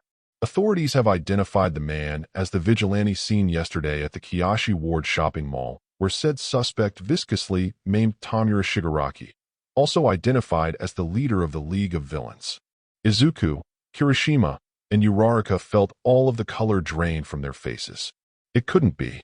The TV showed camera footage of the port, showcasing the number 6 pro hero deploying a massive wall made out of his shield quirk. Then, in a reveal that stunned the group of students, the armored man ran into view and threw Gran Torino into the right side of the wall, punched his way through Crust's blockade, and head-butted him. It was soon followed up by grabbing the wing hero Hawks and slamming him face first into the ground before chucking him over his shoulder and engaging the BMI hero Fat Gum. As soon as the vigilante knocked him out, the video paused and zoomed in on the man. Mirio, Shoto, and Bakugo finally got a good look at the man and how imposing he was. What kind of quirk did he have that allowed him to incapacitate 5 pro heroes? Mirio and Shoto looked over to Izuku, Uraraka, and Kirishima, who had expressions of fear written all over their faces. Some of them were sweating, with Uraraka unknowingly holding onto Izuku's arm, who barely even noticed. Shoto could understand their fear. They and the rest of his class were there when they witnessed the vigilante rip Tamura's arm off. Bakugo wasn't exactly intimidated, though the thought of someone taking on several pro heroes made him question just how strong he was. While it was initially unknown why the vigilante carried out this unprovoked assault, a recent statement from the voice hero, Present Mike, revealed that the perpetrator was attempting to get to Island and responded with brutal force when the heroes attempted to stop him. The vigilante was able to escape the port and into the water, possibly heading for Island. Izuku felt like his soul got sucked out of his body. That guy wasn't here, was he? Island Airport. Standing near the sealed-up main entrance to the airport, 8 sabers stood guard while the hacked security drones patrolled the area. Anything. Nothing. Can't get into contact with our guys in the airport or anywhere near it. Radio trouble? Couldn't be. Something must have happened to them. But we have this whole island on lockdown, and we got the security system on our side. Not even a fucking mouse could slip past us. Well, something did. What if that's the reason they're not reporting in? I'm going to call this into Lieutenant Mummy, see what he can dash. The saber's head was lopped off his shoulders when the drones, instantaneously reprogrammed by Vega, began systematically killing the sabers guarding the airport entrance.